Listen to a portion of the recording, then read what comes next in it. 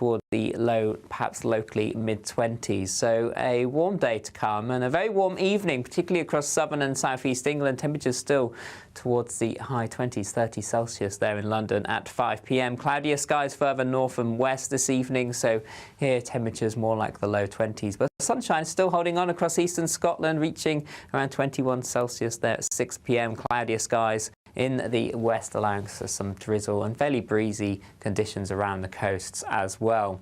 Overnight, we'll see some patchy rain across parts of Orkney and Shetland. Elsewhere should be largely dry with some clear spells, where the cloud is thick enough again over some western hills. Could see a little bit of drizzle, but the humidity is rising through the night, so it will be fairly uncomfortable for sleeping. Temperatures dropping no lower than 15 to 18 Celsius. Some places may even stay above 20 degrees. So I'm hopeful there'll be more sunshine across England and Wales to start on Monday morning. However, across Northern Ireland, parts of Scotland, the cloud thickens with outbreaks of heavy rain moving in here through the day.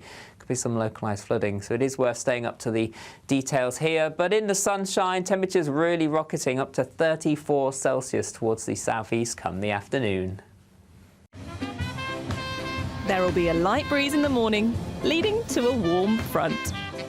Boxed heat pumps, sponsors of weather on GB News.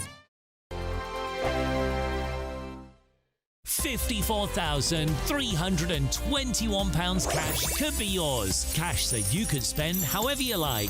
It's like having an extra £1,000 each week for a whole year to play with. Someone is guaranteed to win this amazing amount of cash, so make sure that someone could be you. For another chance to win £54,321 cash, text cash to 63225. One entry costs £2.50 plus one standard network rate message, or text bonus to 63225. 5 entries cost £5 plus one standard network rate message. Go to gbnews.com/win. Entries start at £2.50. Call 0903 686 3232. Calls cost £2.50 plus your network access charge. Or post your name and number to GB14 PO Box 8690 Derby DE1 9TT. UK only. Entrance must be 18 or over. Lines close at 4 p.m. on the 1st of August. Please check the closing time if listening or watching on demand. Good Afternoon Britain isn't just about us. The wonderful thing about this programme is it's about everyone watching. It's an interactive programme. Well, there absolutely is something to see here, and we're going to be talking about it more. Whether it's breaking royal news, please bring us up to date, or indeed a particularly punchy speech in the House of Commons. Very, very curious. We bring it to you live, and then we bring you live reaction as well. That's Good Afternoon Britain, weekdays from midday. Only on GB News, the People's Channel, Britain's news channel. He's not just a presenter, he's an award-winning television icon. A household name for decades, from GMTV to This Morning, and now waking up Britain on GB News Breakfast. Join Eamon Holmes, TV royalty and multiple Trick Award winner, as we bring you the news that matters. This isn't just breakfast TV, this is GB News Breakfast. Every morning from 6 a.m. on GB News. From the school run to the home run, watch a new show for all of Britain. He can say whatever he wants. A straight talking show where all voices are heard. And, you know, when are we going to stop talking about smashing the gangs and actually do it? With the stories that matter from every part of our country. There's a bit of a crash landing there for your Chancellor. Bold, fearless and standing up for you. That's me, Martin Daubney, 3 p.m. till 6 p.m. weekdays, here only on GB News. The People's Channel, Britain's news channel. Westminster's full of talk, but out here, it's the real world. Am I allowed to talk now? No, that's it. This is where it matters, real people and real lives. That's what politics is all about. The fact is Trump made a good start, no. Straight answers, no spin, and just a couple of pints. How many fingers have I got up? About 10. So join me for Lee Anderson's Real World every Friday at 7 p.m. only on GB News. The People's Channel, Britain's news channel.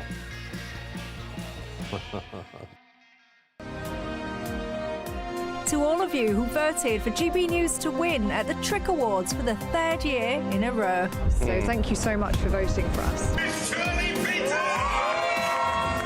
First, and hopefully there'll be a few more to come down the line.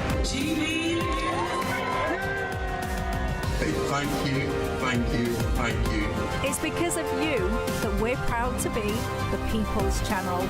It's because of you that we are Britain's news channel.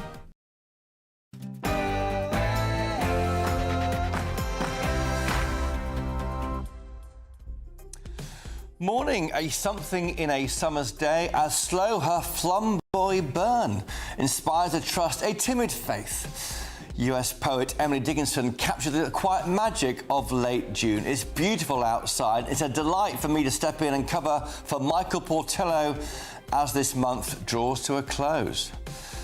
Tensions are mounting at the heart of government, though. MPs and members of the party want the PM to move left and reconnect with the party's traditional base. But his advisers are pushing right to block reforms advance ahead of the next general election. With pressure coming from both flanks, is Sir Keir Starmer heading for his biggest political pivot yet? Iran has ruled out sitting down for nuclear talks with the United States in the coming days, despite claims from President Donald Trump that negotiations were imminent. Is Washington losing its grip on the diplomacy it once led? Tate Britain's chairman, Roland Rudd, has called parts of the gallery awful as he launches a £150 million fund to secure its future. Will blunt honesty and big money be enough to revive a national treasure? With English wine week in full swing and summer staples like Henley and Wimbledon, which starts tomorrow just around the corner, who needs a better excuse to pop a local cork? I'll be tasting some of the best English wine on offer. I can't wait. But first, your news with Bethany Elsey.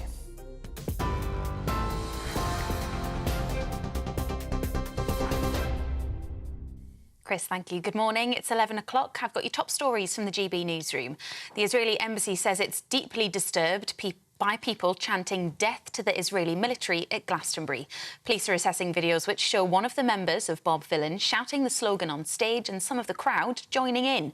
The punk duo also performed in front of a screen, quoting a claim that Israel's actions in Gaza amount to genocide. The group were performing ahead of Kneecap, who the BBC chose not to live stream after one of the band members was charged with a terror offence last year. They denied that charge. The BBC says a warning was issued on screen during the performance, but Israel's Deputy Foreign Minister Sharon Haskell has condemned them for not stopping the broadcast. This is an absolute disgrace. I just don't understand how chants for death, for the destruction of Israel, racist comments like that have been just normalized in the UK. What do you think the BBC would have done had a performer been shouting anti-Muslim or far-right hate speeches? They would have pulled the plug immediately. So how come this only happened when it comes to Israel or to Jews? 2 more people have been arrested on suspicion of terror offences after aircraft at an RAF base was sabotaged in a move claimed by Palestine Action. Counter-terrorism police said 2 men, both from London, were taken into custody yesterday. They're accused of the commission, preparation or instigation of acts of terrorism after the attack at RAF Bryce Norton just over a week ago. On Friday, a woman and 2 men also from London were arrested, accused of the same offence. The Home Secretary is set to prescribe Palestine Action as a terrorist organisation.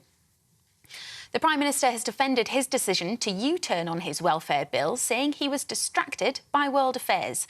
Sir Keir Starmer claims he was heavily focused with the G7 and NATO summits and the escalating tensions in the Middle East for much of the past 2 weeks. He only gave his full attention to the welfare bill on Thursday. That's the day before he announced the reforms. Concessions were made after a rebellion of more than 120 Labour backbenchers. Health Secretary Wes Streeting told GB News that changes should give people peace of mind. OK, this week could have been smoother, not going to make any bones about that. But are we in a better place, having debated with each other, listened to each other, and found a way through? Yes, we are in a better position. And there'll be lots of disabled people watching this morning, I suspect, on PIP, who've now got the peace of mind of knowing their situation is not going to change. They'll be protected. Supermarkets will have to help shoppers make healthier food choices under new government plans to tackle obesity. The Healthy Food Standard, which will require retailers to promote fruit and vegetables instead of junk food, is part of a 10-year NHS health plan. Supermarkets will be forced to report sales data and they could face fines for failing to meet targets. Changes will also include tweaking recipes, changing shop layouts and offering discounts for healthy foods. A 7-year-old girl has died and another is in critical condition after a tree collapsed in a park in Essex.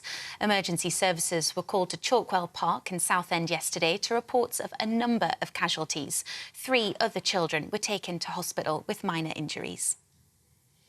And England have won the Under-21s European Championship in Slovakia. Lee Castley's side were defending champions and led 2-0 after just 25 minutes. But Germany forced the game into extra time with goals either side of half-time. Jonathan Rowe's dramatic added-time winner led the Young Lions to retain their title, winning 3-2. You're up to date. I'll have more for you in an hour. For the very latest GB News direct to your smartphone, sign up to News Alerts by scanning the QR code or go to gbnews.com/alerts.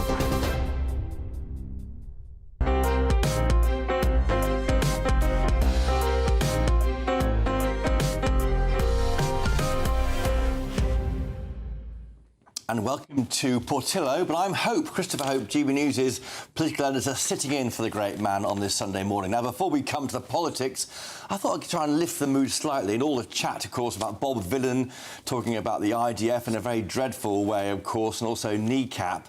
But also in Glastonbury, what's interesting is how a field was sold out by people singing children's hymns from school.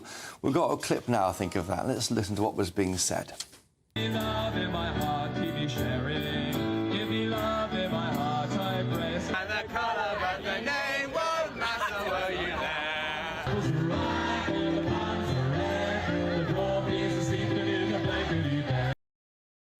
There we have it, shine, Jesus, shine. It's Sunday morning after all. And with my guests now, Eve McQuillan, Candice Holworth and Alexander Stafford. What do you make of that? The fact you can sell out a field from singing, they're called primary school bangers, by the way. What do you think?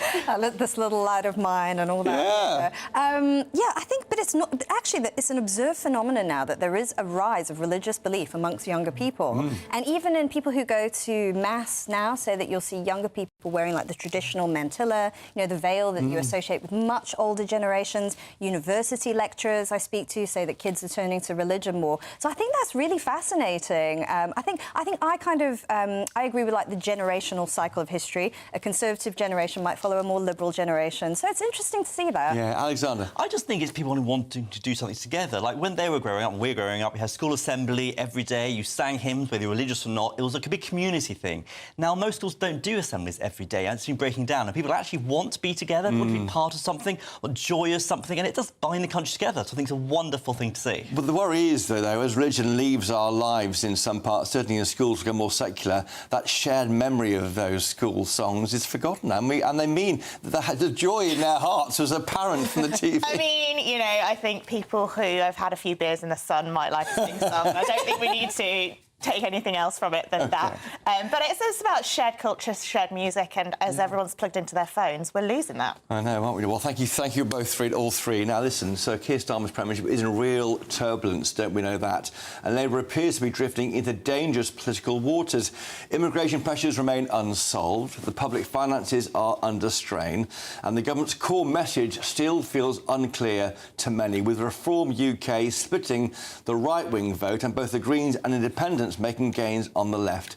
Labour's once broad coalition, barely a year old, is starting to fray. Now the PM is caught in a political tug-of-war. Labour MPs and much of the party's membership are urging a shift to the left, demanding action on wealth taxes, pensions and most recently, of course, welfare, as they apply pressure from within. At the same time, advisers in the PM's inner circle in Downing Street are urging him to pivot to the right, towards the populist centre ground, where they believe the next general election will be won. It leaves the Prime Minister, Sir Keir Starmer, squeezed between two competing instincts: hold the base or chase the swing.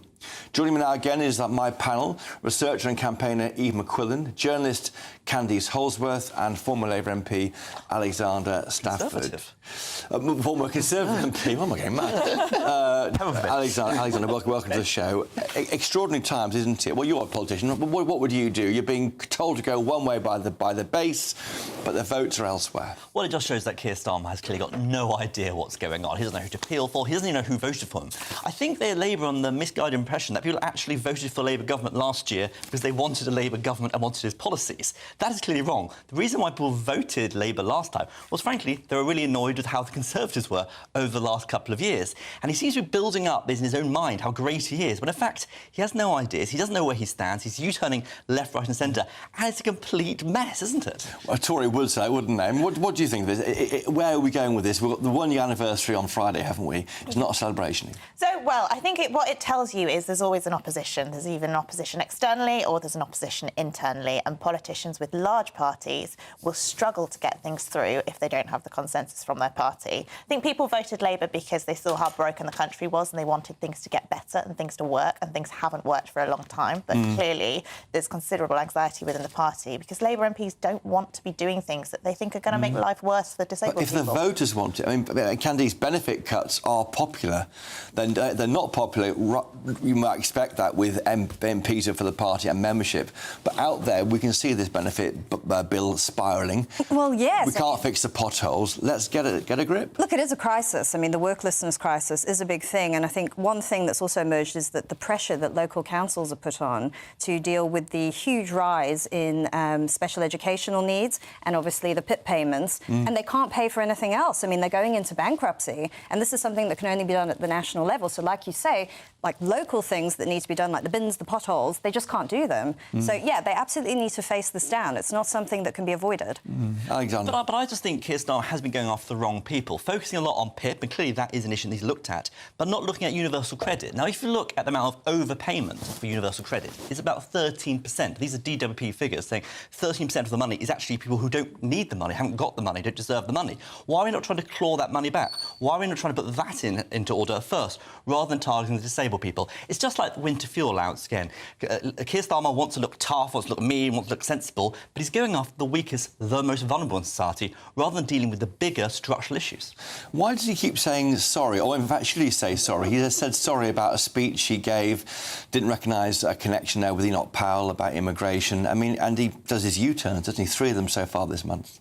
Yeah, I mean, I think he's saying sorry because he genuinely thinks he's done things wrong and they've been taken badly by his supporters. Yes. And I think he's right to say sorry about the Enoch Powell speech because I think it was a bit appalling. But absolutely. Does it show weakness? I think politicians need to admit when they get it wrong and they need to shift policy in order to get things through. Otherwise, they hate doing it, though, don't program they? of government. They hate it, but if you get something wrong, you have to move on and shift. And Alexander, adapts. Have you ever apologised in your time as a Tory MP? Oh, I've apologised a lot of things. I've probably apologised. What for? That's between me and my wife. Oh, there we go. No, in politics. I think what's important, actually, Keir Starmer is not apologising because he disagrees with what he's saying or he realised he made a mistake. It's because it's not working. His Island of Strangers speech was meant to be a big speech about tackling immigration, trying to get it under control. And in the last 6 weeks, the amount of small boat rises have absolutely exploded. He has to try and turn it around now because if we judge him in a couple more months, the numbers are off the charts and he'll look even weaker and even worse. This is just his inability to actually grasp the mettle of the issues like small boats, and he's running around a bit headless. Candidates were facing 50,000 small boat crossings this year, I think, looking at the numbers.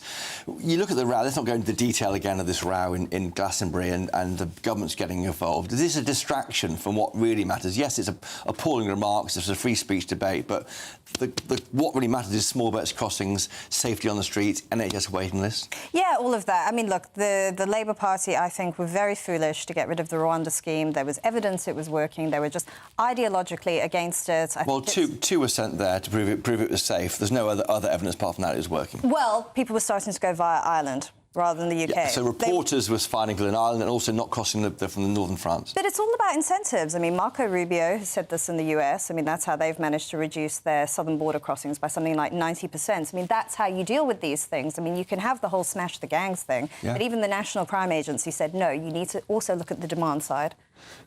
I'm not sure where we go from here. Eve, will we see this PM in charge next year? I mean, there's a report today saying Angela Rayner's team are saying in 1 year's time she'll be Prime Minister. Can you believe it? I mean, it's almost extraordinary that we are where we are with this Prime Minister. So I think a Labour government, to be successful, needs to look at improving people's living standards. When governments improve people's living standards, they get a second Delivery. I mean, Tony Blair said it, they all said it.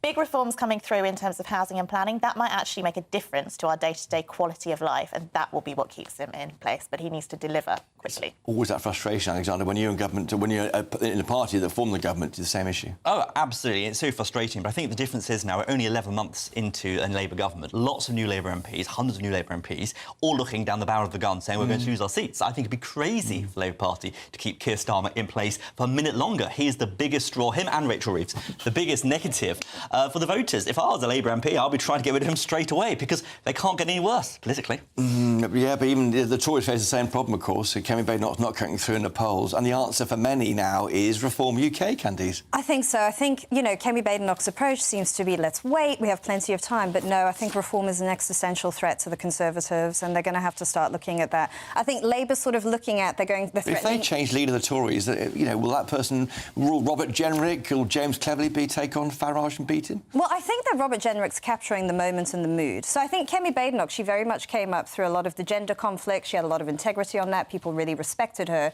But that's not such a major issue now, and I think someone like Robert Jenrick is capturing that. What do you reckon, Alexander? Well, I don't think we need to change leaderships of the Conservative Party. I think one of the reasons we, the Conservatives, were in such a mess was constantly chopping and changing leaders. Yeah. But I think one big difference between the Conservative Party and, let's say, Reform is Reform still pretty much a one-man band Farage. With the Conservative Party, we have Kemi, we've got Rob Jenrick, huge range of talent.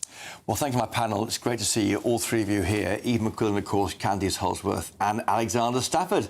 They'll return at noon with more chat about the PM, whether he was right to apologise for that Island of Strangers remark in Number 10 Downing Street. I was in the audience for that, and it was a surprising thing to say from a Labour Prime Minister. Coming up, as Iran rules out nuclear talks with the US, is Washington losing its grip on the diplomacy it once led?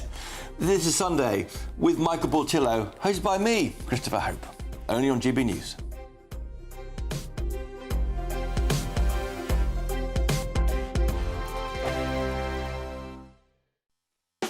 You want to know what's really going on in the corridors of power? Labour don't know what to do with you half the time, and that makes you quite lethal in the chamber. Get behind the headlines with Chopper's Political Podcast. Join me, Christopher Hope, as I sit down with the great and the good of British politics. We'll see where this ruling takes us. These are the stories shaping our nation. Chopper's Political Podcast, available now on all platforms. Listen in and stay ahead. At GB News, we love to hear from you, our loyal community.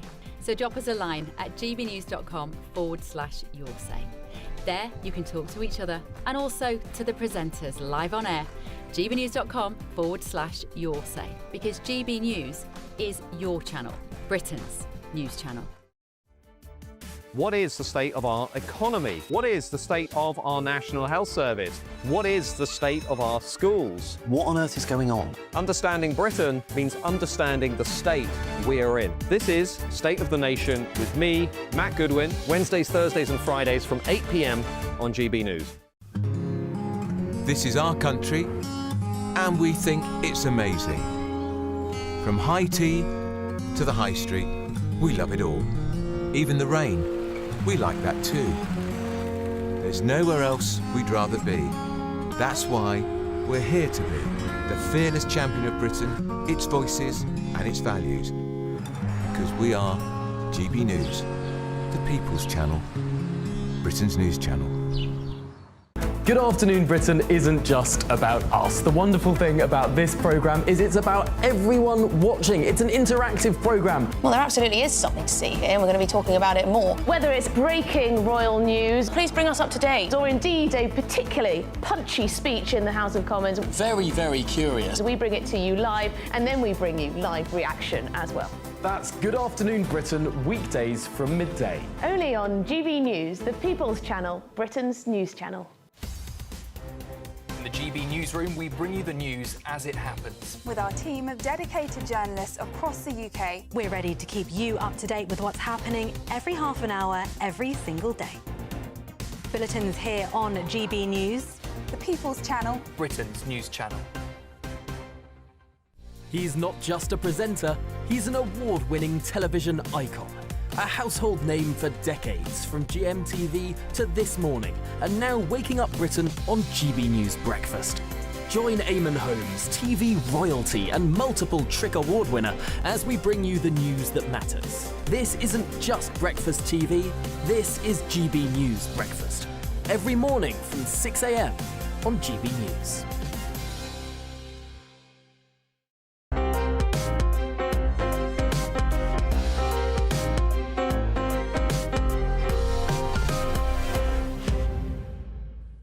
Now, Iran has firmly ruled out returning to nuclear negotiations with the United States, dismissing claims by US President Donald Trump that talks were imminent. The decision comes amid rising hostilities in the region following a wave of US and Israeli strikes on Iran's nuclear infrastructure, which Tehran says caused significant damage. In response, Iran has suspended cooperation with international inspectors and passed new legislation to accelerate its nuclear program. But as Tehran hardens its stance, the question now is whether Washington is losing its grip on diplomacy. Joining me now in the studio here at GB News is international journalist Hadley Gamble. Hadley, it's a worrying time. It is indeed, and the president has made it very clear that he's not opposed to striking Iran again if they continue in this vein. But it's also not surprising that the Iranians are playing for time, because this is what they do. Yeah. The question, of course, is whether or not they're going to seek to bring in the Europeans. The Europeans, of course, have been very much on the back foot over the last few weeks with Donald Trump's policy in the Middle East. They actually believed in that 2-week window. They thought they were trying to get something done in Geneva, as they have, done in the past. And we see that they really didn't have a role to play. Well, that was announced at the G7. I was there when Trump flew home early. I mean, we interviewed the Prime Minister the next day at the G7 up in Banff, and no one thought by Sunday we'd be looking at bombing. I mean, he did say eventually 2 weeks required as a warning, and then acted quickly. And what's interesting, I mean, we talk so much in the markets about the taco trade, that Trump always chickens out, and obviously in this instance he did not, in fact, chicken out, which somehow came as a surprise to European counterparts. But at the end of the day, this is an administration that's been very clear about Iran, not just in the first iteration of Donald Trump's presidency, but now yet again he's in the White House. He said they're not allowed to have a nuclear weapon, and somehow the Europeans consider talks with Iran as something that's a realistic or viable option, as if we could have a second JCPOA or even revert to the first one. But the Iranians, JCPOA? This was the first agreement under the Obama administration. When the Obama administration went behind the back of their Gulf Arab allies to seek a deal with Iran, an Iranian deal that essentially was bad news for everybody. And frankly, the question becomes, can you roll back the clock? And we've seen these international energy agencies come out and say, these are folks that have been cheating. They've been cheating for a long time. And already we're at a crucial moment. It's important, of course, these experts can have access to the nuclear facilities. We don't know quite yet whether Iran is completely depleted. We know that lorries were moving material away from the sites before the strikes last week. So we'll wait to see where that plays out. And, of course, the battle in America with journalists who question it are called not being very patriotic by the Secretary of State of Defense. Well, we've seen that before under previous administrations, when they pushed back on the Iraq War, when they pushed back on the idea that there were weapons of mass destruction under George W. Bush. That was also, something that the White House accused them of. And I would say, as a journalist, keep pushing, keep asking. It's not about egos, it's about safety, about nuclear safety. We should be able to ask these questions, shouldn't we? Absolutely. As journalists. Where does it go, though? I mean, I think the pressure on the administration from London looks like another strike on Iran could push them into a Middle East war. They don't want that, do they? I mean, he knows the MAGA right doesn't want to get involved in a war they can't end. And he's shown yet again that he doesn't actually want to get into a protracted fight in the region, right? And that's something that they know in Tehran, and they're going to play off that as long as possible. Whether or not this country has any influence is a bigger question. Yeah, we'll ask the question. I think we haven't got any at all. Well, I mean, looking at the face of the Prime Minister in the last few days and what he's dealing with here at home, no doubt he should be probably putting his policy on the back burner. He's respected, isn't he, by Donald Trump? But I think whether he actually is listened to is a different question. No doubt. I mean, I was there in the Oval Office when he passed the letter across from the King asking him for a second state visit.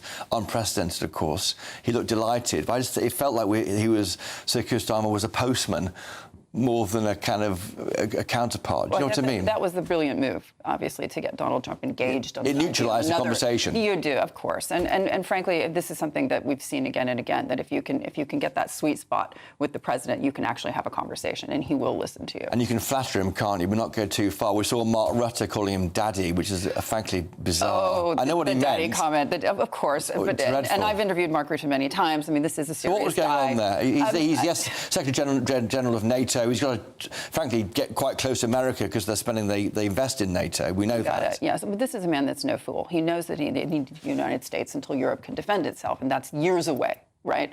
And if you speak to European leaders today, they say that the greatest existential threat is Vladimir Putin and what he might do. But if you take a step back and look at this in a more global perspective, the greatest threat to Europe right now, I would argue, is frankly, two things. One, economics.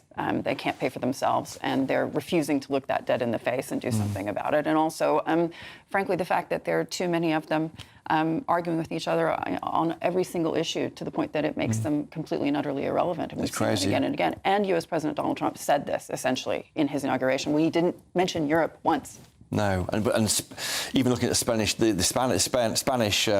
government, they aren't spending, and they've been attacked by Trump for being freeloaders. Well, aren't they? Yeah, Aren't they? They are. They're relying on others I mean, to protect themselves from any external threats. Well, and they're very concerned with growing their economy, and we've seen Spain. Well, we've seen Spain really excelling in that area over the last couple of years. So that's much more important to them, clearly, than this collective idea of Vladimir Putin being a threat to Europe. That's something that the Europeans should be going after. Back to Iran, though. I mean, if they do have some fissile material, it could be turned into a nuclear bomb. Perhaps they may not be so, maybe more front-footed about their nuclear program. It could be even more dangerous.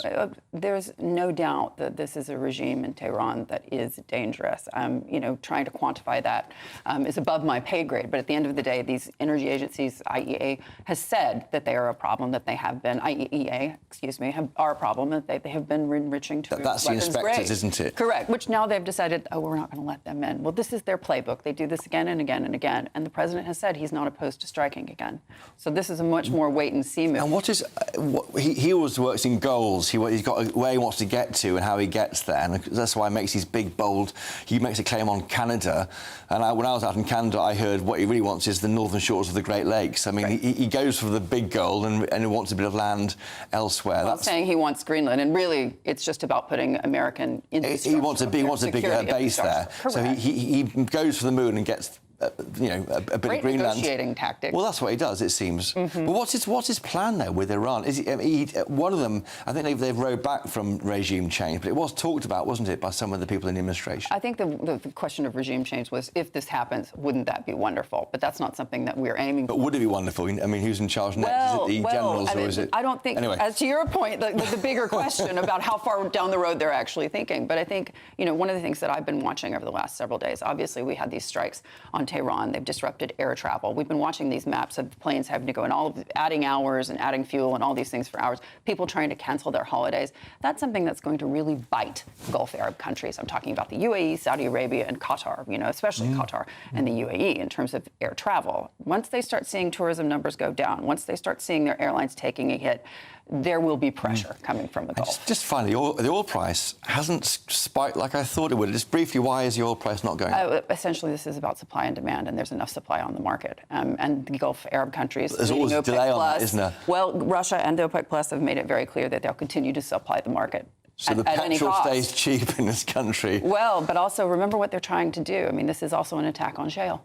This is on U.S. shale, because if they put that pressure on the market, those energy companies that can't necessarily afford to continue servicing their debt, then we have a problem. And the tar sands it's all about market share. in Canada. Listen, it's been great to talk to you. Hadley Gamble, thanks for joining us. Do come on again. Thank you. I'd love to. Thank you.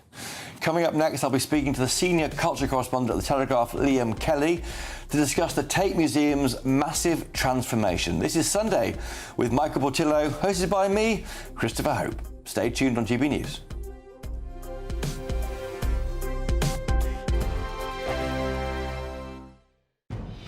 Good afternoon, Britain. Weekdays from midday. Yeah, so I got the news on 4th of April, right in between GB Team Selection Series, which hurt even more because I was leading in the points. But all of a sudden, I get a phone call being told you're banned from attending any Pal UK premises, banned from speaking with your teammates or staff, which was the most brutal part of it, and suspended, or whatever word you want to use. I think, though, Kurt, that, posting subscription-only saucy content online might get you in a little bit of trouble, or did it not cross your mind? No, for sure. But I want to make it clear that I have tried things in the past. I've been living life on the edge so many years. We moved from Latvia in 2010, been living life on the edge since then, done everything from working freelance long into the long nights, working at the Amazon warehouse. I have seeked out other alternatives. But in December last year, I got to a point, a realization where I thought, is it worth it, or can I find an alternative? And I knew of other GB athletes doing it. I didn't think it was going to cause outrage like this. Yeah, because I was thinking, you know, a nice chap like you, who's obviously very talented with your sport, you could make some money doing, you know, like online fitness training or personal training and things like that don't involve, you know, getting your kit off. No, for sure. I've been making content for like 6-7 years now. Over 1,000 of the pieces of content have been inspirational, motivational. I've visited over 30 schools in the UK, going to the hardest parts of the UK, inspiring kids from underprivileged backgrounds to get into sport. I've tried that, but I don't know. I found that in this day and age, unless you are smart or find some little controversial thing you can hold on to, it's going to be hard to get attention and sponsorship. GB News, the People's Channel. No matter the state it's in, this is our nation. Join me, Jacob Rees-Mogg, for a genuine, honest discussion on where we have been, where we are going, and where we are with the people who set the direction. That's State of the Nation every Monday and Tuesday at 8 o'clock, only on GB News, the People's Channel. At GB News, we love to hear from you, our loyal community. So drop us a line at gbnews.com/your say. There, you can talk to each other and also to the presenters live on air. gbnews.com/your say, because GB News is your channel, Britain's news channel. This is Britain's Newsroom, where your voice matters. It's just astonishing. With expert analysis and honest opinion, we don't just keep you informed. We bring you unique perspectives you won't see anywhere else. Can't argue with any of that. When the news happens, it happens here. On Britain's Newsroom, weekdays from 9:30 a.m. Only on GB News.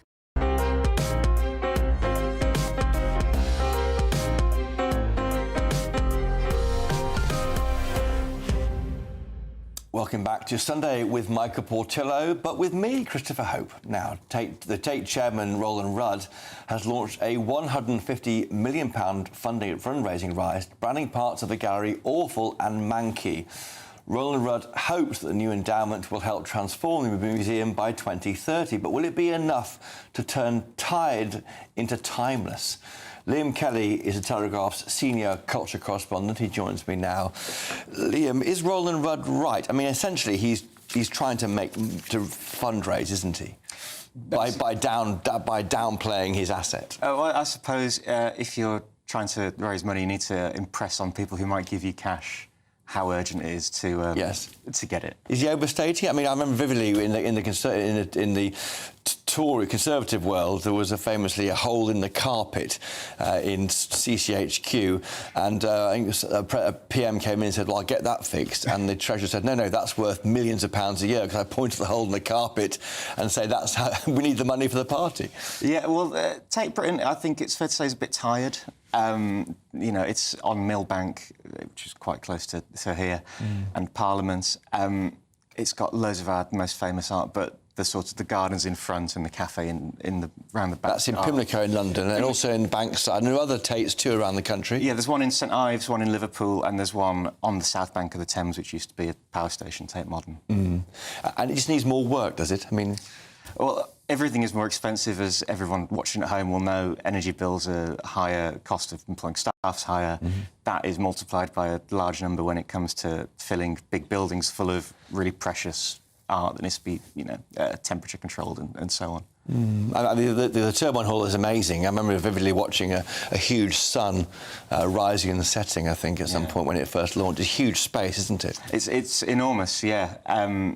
Absolutely vast. It used to be as the name suggests, where the turbines in the old power stations span more than sort of 40 It's on screen now. Yeah, it is quite amazing. I remember, vividly going there. He says in an interview, Roland Rudd, that people are peeing behind bushes or something. Well, I mean, he's not very happy, is he, about his museum empire? No, I think it could be spruced up a bit, for sure. I suppose the the Bush's point, a lot of weird stuff happens in central London. That's not really the Tate's fault. No, but I suspect if they got a bit of money to do things up nicely and put new gates around it or something. Yeah. Is it going to work, this? It's hard raising money. He wants to raise, well, he's raised £43 million already, £150 million by 2030. Are the funding sources there? They are, but it's really hard work. The fact is that for a lot of cultural organisations like Tate, they would have got a lot of money from government historically. That is being either frozen or cut in real terms. Allied to that is the money from Russian wealthy people has really dried up since... Well, ended, I imagine.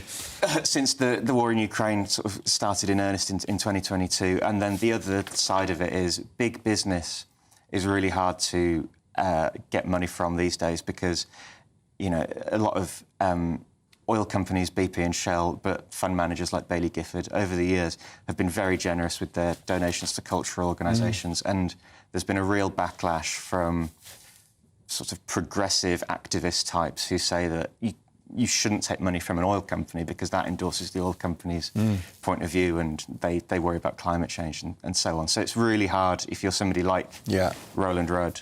You're basically relying on a diminishing pool of wealthy people, and there's lots of competing interests. I mean, Baillie Gifford is a fund manager, has shares in companies that aren't liked by some left-wing campaigners, and therefore they then I think they ended sponsorship of the Hay Festival, was it? The Hay Festival, Edinburgh Book Festival. All of the book festivals. Baillie Gifford basically propped up the entire book festival industry in this country. Totally ridiculous, I think. These companies are doing something, I think, for all of us, and they get shouted down by a minority. Absolutely, yeah. And Baillie Gifford, as far as fund managers go, is actually a really good progressive. Yeah.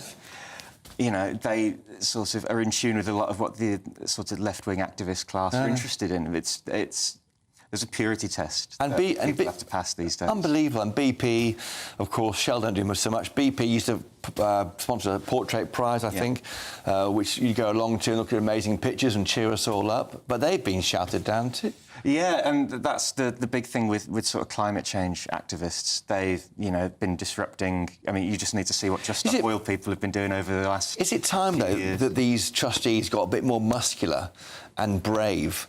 I mean, I think the British Museum are taking money from BP recently. Why can't these trustees say, I'm sorry, we'll ignore the left, these left-wing campaigners shouting down big donations. We want to give art for as many people as possible. Let's just go ahead and do it and be brave about it. Well, I'm sort of... with the people I'm speaking to, I'm detecting a bit more of that, actually. So you mentioned the British Museum. Absolutely. Last year, they took £50 million from BP. Chairman is George Osborne. Chairman is George Osborne. Of course, a former Tory chancellor. I don't think he was actually involved in that deal because the investment bank he also works for has BP as a client. Oh, gosh. Just... So that's clear for his point of view. But I think trustees are getting to the point where they're like... The people who are shouting the loudest are often really, really small minority and don't represent the views of... And they take away art from all of us.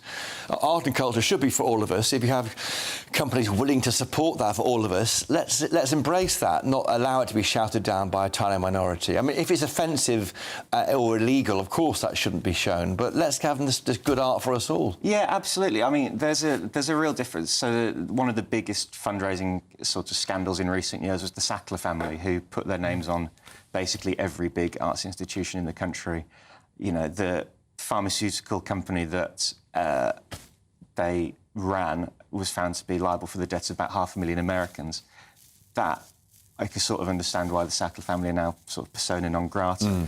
If you're BP, you know, it's very different. All of our pensions are invested in companies like BP. You know, I'm sure the activists drive cars, which are probably petrol-driven. I mean, it might be EVs now, you know. Well, but if it's EVs, you know, they're charging it on the grid, and the grid is largely powered by oil and gas, so... It's ridiculous. I mean, hopefully this clarity that you have the trustees, after the trustees get braver about getting money in, because we all want to benefit from the art, the huge wealth of art we have in this country. Yeah, and I think there is an argument to be made that if you disagree, even if you disagree with the source of money, you know, bad money got in a bad way can be put to good use.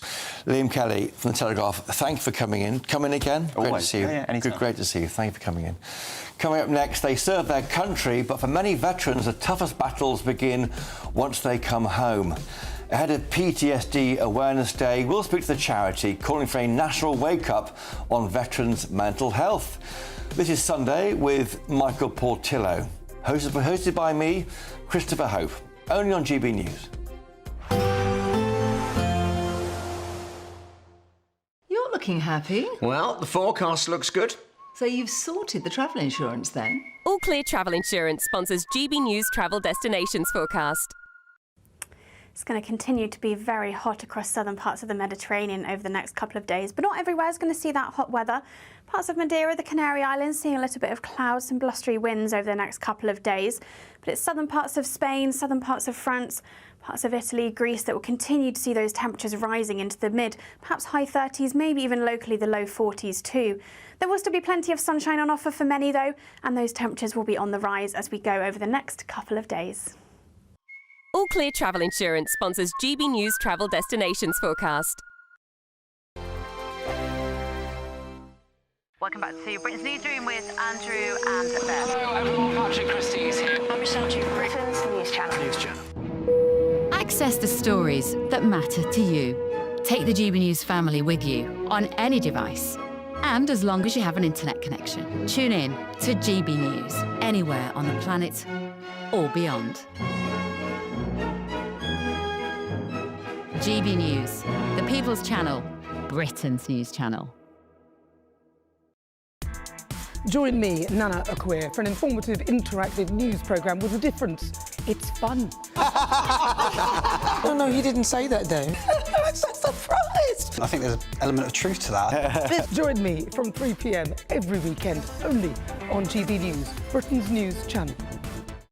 Good Afternoon Britain isn't just about us. The wonderful thing about this programme is it's about everyone watching. It's an interactive programme. Well, there absolutely is something to see here, and we're going to be talking about it more. Whether it's breaking royal news, please bring us up to date, or indeed a particularly punchy speech in the House of Commons. Very, very curious. We bring it to you live, and then we bring you live reaction as well. That's Good Afternoon Britain, weekdays from midday. Only on GB News, the People's Channel, Britain's news channel. In the GB Newsroom, we bring you the news as it happens. With our team of dedicated journalists across the UK. We're ready to keep you up to date with what's happening every half an hour, every single day. Bulletins here on GB News, the People's Channel, Britain's news channel.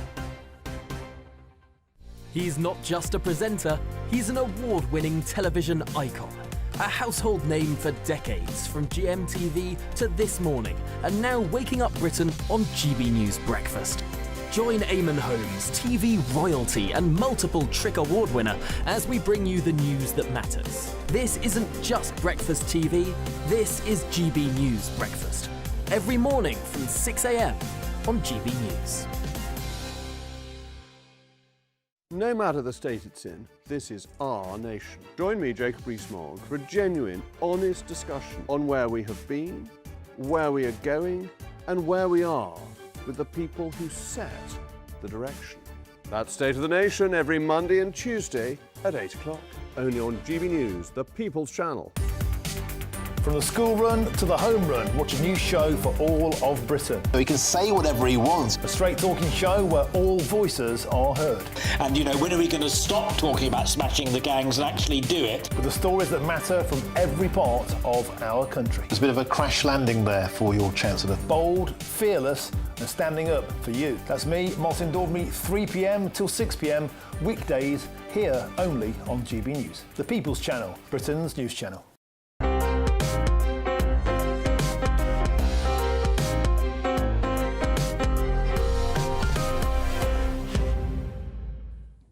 Welcome back. Now, new data from the veterans' mental health charity Combat Stress shows it takes on average 13 years, yes, 13 years, for former service personnel to seek help for PTSD. That's post-traumatic stress disorder. Joining me now is Chloe Mackay, the Chief Executive of Combat Stress. That is a long time, Chloe, to disclose an illness.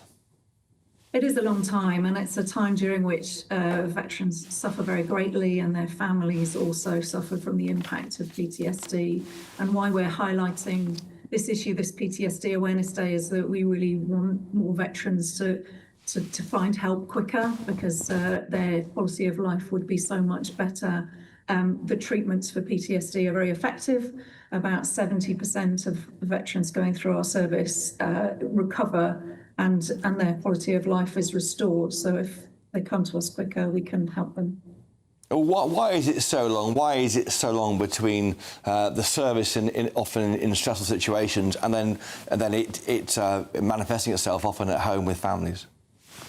There's a couple of reasons. One reason is that the symptoms of PTSD aren't always very obvious, so they can be more obvious symptoms like flashbacks and nightmares. There can be more subtle symptoms like sleeplessness and anger, and there can be symptoms that cross over with other mental issues like anxiety and depression. So people simply don't know in some cases. And then there's also the culture of the armed forces. It's a very continuing through adversity is baked into the military culture. So people carry on coping even though they are under great strain and suffering a large amount of difficulty.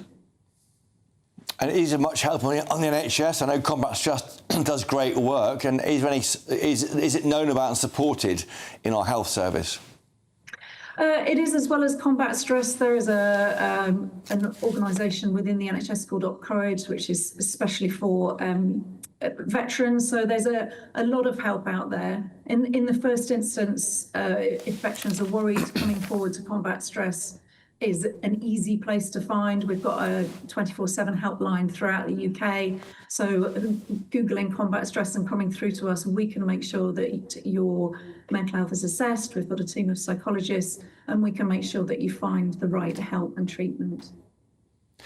A real worry then, isn't it? I remember vividly when in a previous life, I helped raise money for this, I think through Combat Stress. I mean, it's so important. It was talked then about a tidal wave of cases coming after the way our military was so stressed in terms of being busy in both Iraq and Afghanistan. Is that tale still being felt? It is. We're about 13 years on from the campaigns at the end of the Afghan conflict. So that tale is definitely still being felt. And the incidences of PTSD are around those in combat roles, but also those who served in support roles, so medics, those in air traffic control. So there's quite a larger amount of service personnel from those conflicts. Also from previous conflicts, actually, it can be we still have new cases coming forward for the first time right back to the Falklands. So if veterans are concerned about what might be going on with their mental health, it is worth investigating at any stage. Some might ask, why is Combat Stress feeling it must step up here? Why is the government not doing it? These individuals, these heroes, frankly, were serving our country, doing their best for our country, and yet it's falling on a charity like yours to help them out many years later.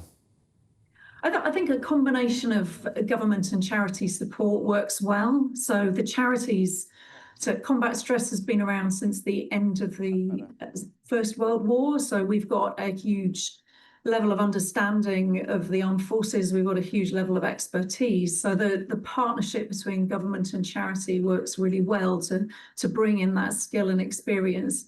So I think charities continue to have an important role to play here, and will do into the future as we make sure that the people who serve in the armed forces and may serve in future conflicts have swift access to mental health treatment and support.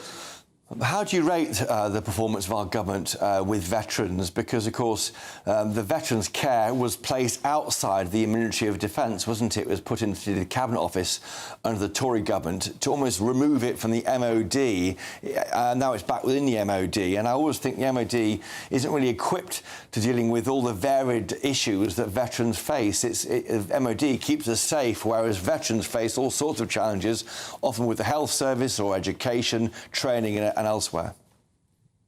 Yeah, I think from the point of view of an organisation who works closely with government on this, it's probably not that important where the focus on veterans is delivered within the machinery of government. What is important is that there is a focus on veterans, and veterans get the funding for services. Charities can be funded by government as well, and veterans are understand where to seek help, and sometimes that can be quite complicated, which is why Combat Stress has a very clear helpline that can simply be accessed at any time from anywhere. It's Armed Forces Day yesterday. I saw where I live, for example, a ceremony around the War Memorial in our town. I'm sure other viewers would have seen the same thing, wouldn't they? What is Combat Stress raising money for at the moment?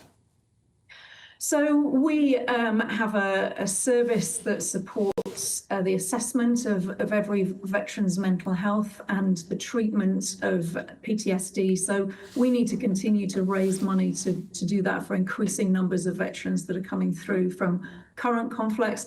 And we also need to make sure that our service is designed to manage for future conflicts. So we know that our armed forces may be engaged in global conflict again in the next few years, and we need to make sure that we've got sufficient capacity to be able to deal with that, as well as today's veterans.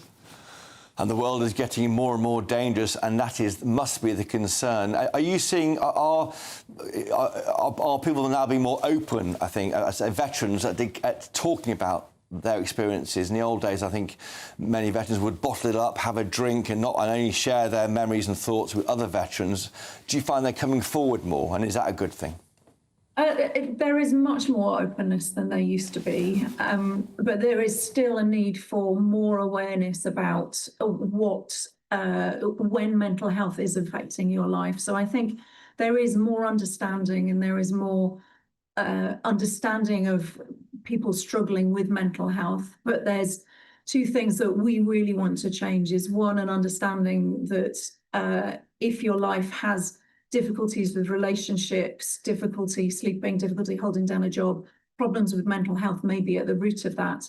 And more people need to know that the treatment is effective. So a 70% recovery rate is an amazing statistic. And we want more people to know that if you do come forward for mental health treatment, actually that it is something that can be delivered effectively and also quite fast. We have a type of delivery that is intensive, and we can effectively treat someone over a 2-week period. So yeah. I was speaking to a veteran who he used to ride his motorbike, experienced a road rage, used to go out really not caring whether he lived or died at the end of his motorbike trip. And he came to Combat Stress for a 2-week intensive course of treatment. And he said that after that, it was just such a relief to feel normal again. And he'd been struggling with his mental health for more than a decade.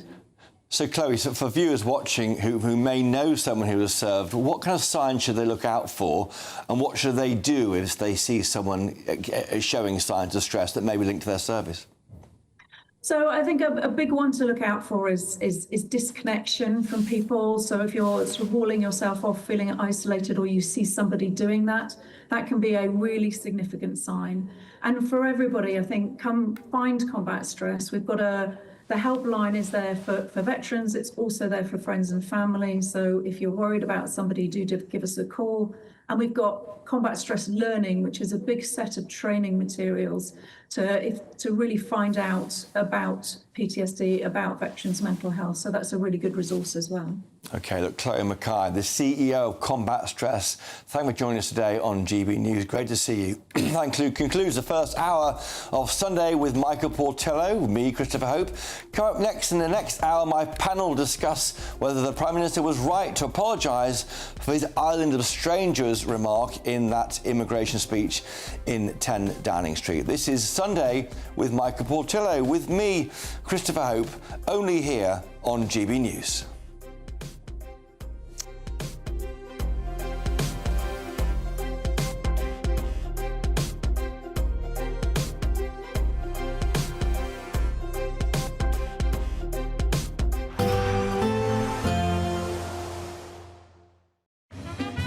A positive outlook through the night will power through to a bright day ahead. Boxed Home Battery Storage, sponsors of weather on GB News. Hello there, welcome to your latest GB News weather forecast from the Met Office. High pressure dominating, meaning it's largely dry across the UK through Sunday.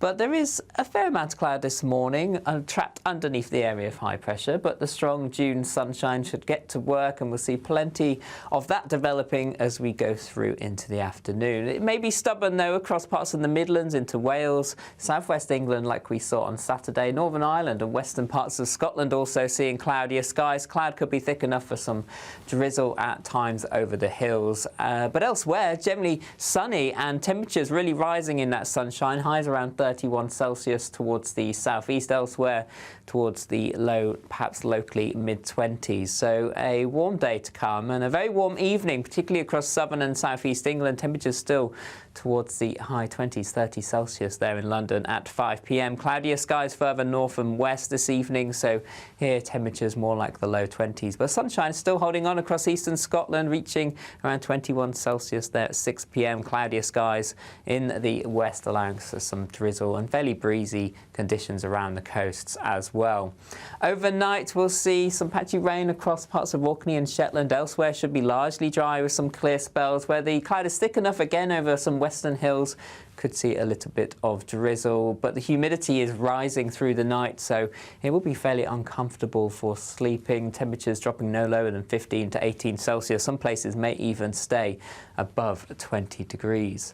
So I'm hopeful there'll be more sunshine across England and Wales to start on Monday morning. However, across Northern Ireland, parts of Scotland, the cloud thickens. We have outbreaks of heavy rain moving in here through the day. Could be some localised flooding, so it is worth staying up to the details here. But in the sunshine, temperatures really rocketing up to 34 Celsius towards the southeast come the afternoon. Even though we'll see a cloudy start, it'll be a bright outlook for the rest of the day. Boxed Solar, sponsors of weather on GB News. Imagine having an extra £1,000 to spend each week for an entire year. £54,321 in tax-free cash could be yours. Cash to spend however you like. £54,321 in cash could be landing in your bank account this year. For another chance to win £54,321 cash, text cash to 63225. One entry costs £2.50 plus one standard network rate message, or text bonus to 63225. 5 entries cost £5 plus one standard network rate message. Go to gbnews.com/win. Entries start at £2.50. Call 0903 686 3232. Calls cost £2.50 plus your network access charge. Or post your name and number to GB14 PO Box 8690 Derby DE1 9TT. UK only. Entrance must be 18 or over. Lines close at 4 p.m. on the 1st of August. Please check the closing time if listening or watching on demand. Westminster's full of talk, but out here, it's the real world. Am I allowed to talk now? No, that's it. This is where it matters, real people and real lives. That's what politics is all about. In fact, has Trump made a good start? No. Straight answers, no spin, and just a couple of pints. How many fingers have I got up? About 10. So join me for Lee Anderson's Real World every Friday at 7 p.m. only on GB News. The People's Channel, Britain's news channel.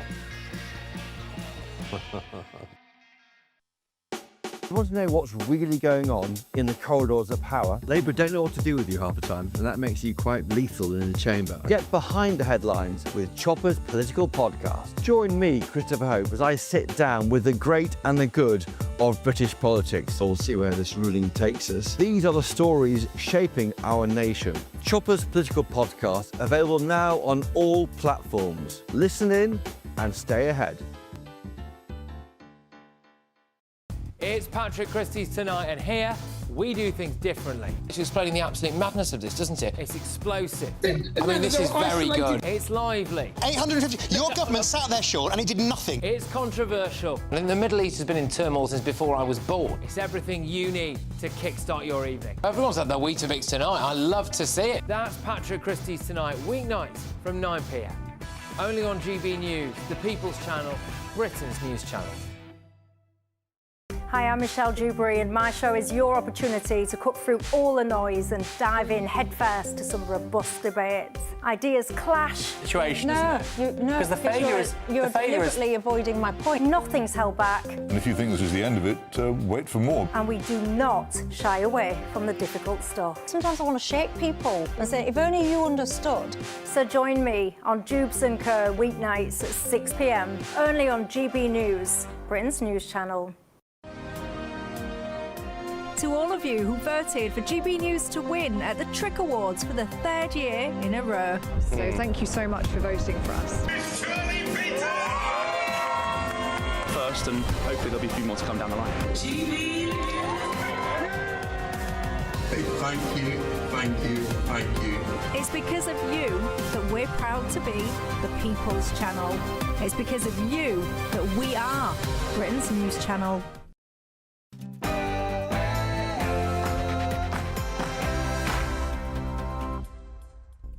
Good afternoon. Rough winds do shake the darling buds of May, and summer's lease hath all too short a date. Shakespeare's sonnet reminds us how swiftly the summer passes. As June prepares to give way to July, it's a pleasure, a real pleasure, to fill in for Michael Portillo for the final programme of this month. In another political climb down from the Prime Minister, Sir Keir Starmer has issued a rare public apology for his Islands of Strangers comments. But was he right to say sorry, or does this latest U-turn raise deeper questions about what he stands for and believes? Why is he reading out words he doesn't agree with? With the English Wine Week now in full swing and summer staples like Wimbledon and Henley just around the corner, who needs a better excuse to pop a local cork? I'll be tasting some of the best English wine on offer. And he's been dashing from curtain to final bows all week. Stefan Kyriasis will join us with his roundup of the latest theatre offerings. But first, here's your news with Bethany Elsey.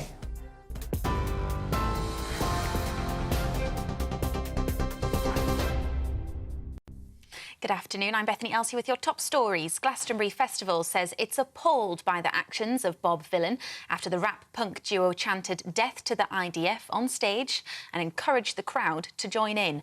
Organisers say their language crossed a line and that there's no place for anti-Semitism, hate speech or incitement of violence at the festival. The BBC says a warning was issued on screen during the performance, but senior government ministers are saying the broadcaster has serious questions to answer for not stopping the live stream. Israel's Deputy Foreign Minister Sharon Haskell spoke to GB News. This is an absolute disgrace. I just don't understand how chants for death, for the destruction of Israel, racist comments like that have been just normalized in the UK. What do you think the BBC would have done had a performer been shouting anti-Muslim or far-right hate speeches? They would have pulled the plug immediately. So how come this only happened when it comes to Israel or to Jews? 2 more people have been arrested on suspicion of terror offences after planes at an RAF base were vandalised in a move claimed by Palestine Action. Counter-terrorism police said 2 men, both from London, were taken into custody yesterday. They're accused of the commission, preparation or instigation of acts of terrorism after the attack at Brize Norton just over a week ago. On Friday, a woman and 2 men, also from London, were arrested, accused of the same offence. The Home Secretary is set to prescribe Palestine Action as a terrorist organisation. The Prime Minister has defended his decision to U-turn on his welfare bill, saying he was distracted by world affairs. Sir Keir Starmer claims he was heavily focused with the G7 and NATO summits and the escalating tensions in the Middle East for much of the past 2 weeks. He only gave his full attention to the welfare bill on Thursday. That's the day before he announced the reforms. Concessions were made after a rebellion of more than 120 Labour backbenchers. Health Secretary Wes Streeting told GB News the changes should give people peace of mind. OK, this week could have been smoother, not going to make any bones about that, but are we in a better place having debated with each other, listened to each other and found a way through? Supermarkets will have to help shoppers make healthier food choices under new government plans to tackle obesity. The Health Food Standard, which will require retailers to promote fruit and vegetables instead of junk food, is part of a 10-year NHS health plan. Supermarkets will be forced to report sales data and they could face fines for failing to meet targets. Measures also include tweaking recipes, changing shop layouts and offering discounts for healthy foods. A 7-year-old girl has died and another is in critical condition after a tree collapsed in a park in Essex. Emergency services were called to Chalkwell Park in Southend yesterday to reports of a number of casualties. 3 other children were taken to hospital with minor injuries. And England have won the Under-21s European Championship in Slovakia. Lee Carsley's side were defending champions and led 2-0 after just 25 minutes. But Germany forced the game into extra time with goals either side of half-time. Jonathan Rowe's dramatic added-time winner led the Young Lions to retain their title, winning 3-2. Those are the latest GB News headlines. I'll have more for you in half an hour. For the very latest GB News direct to your smartphone, sign up to News Alerts by scanning the QR code or go to gbnews.com/alerts.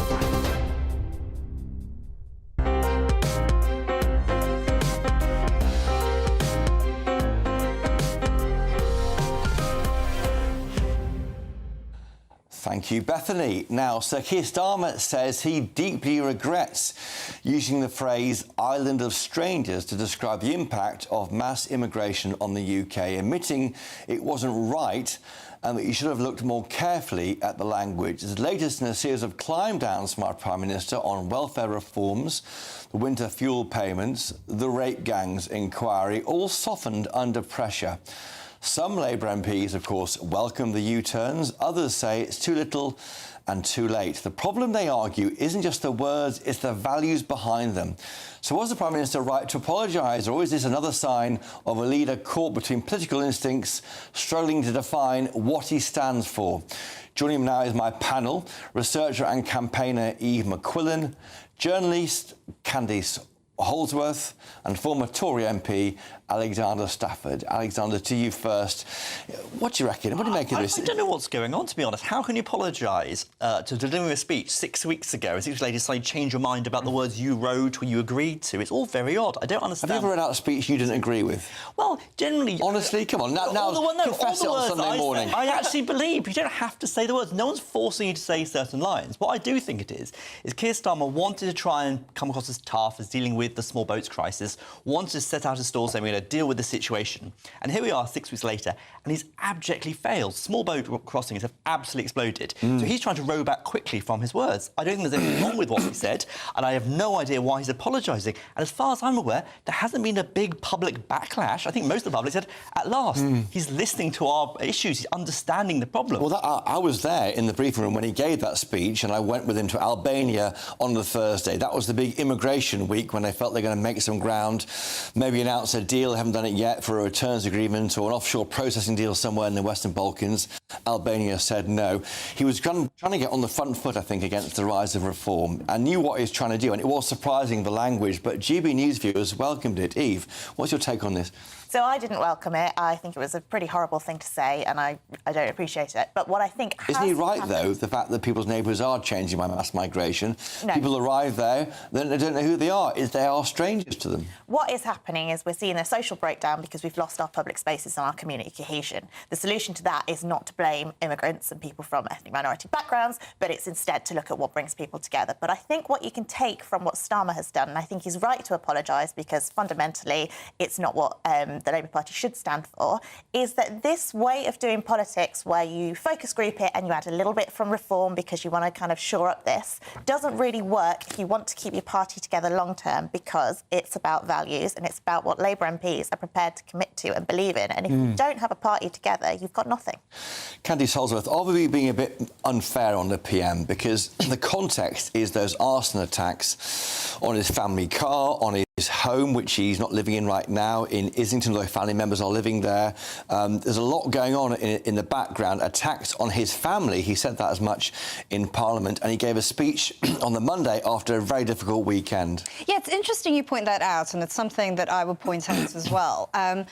I think to me, he just seems overwhelmed. I mean, this is like a time of crisis. I think any leader would struggle. I mean, you're constantly firefighting. There's so much going on. And personally, he seems exhausted. I mean, his popularity has plummeted. That's a lot for a person to deal with. But I must say, to row back so quickly, I mean, this is something you expect someone to say 30 years, you know, in their autobiography, and they're thinking about all the things they should have done. This is weeks later. So this is someone, I think, who just isn't in control anymore. He's really, really, really struggling. But as I say, maybe the impact on his private life sort of masked. He didn't see the risk. I mean, he said he didn't hold the speech up to the light, is that expression he used. I mean, Alexander, do you believe... No, I don't think... He's not blaming advisors there. To his credit, he's blaming himself, not advisors, for writing the words out. But I think it goes back to what does he believe? And I think at that speech he did 6 weeks ago, it's only 6 weeks ago, he seemed to have set out actually a concrete belief. Something's going wrong in the country. Mass immigration is dividing the country. We need to bring people together. That's how I... That's your fault, by the way. Your government's fault. Well, I think when numbers came down, and actually numbers are now going back up. The Boris wave went up when he was in charge. And then we put measures in place and they've gone down. But now numbers are going back up. And suddenly he doesn't seem to be saying, OK,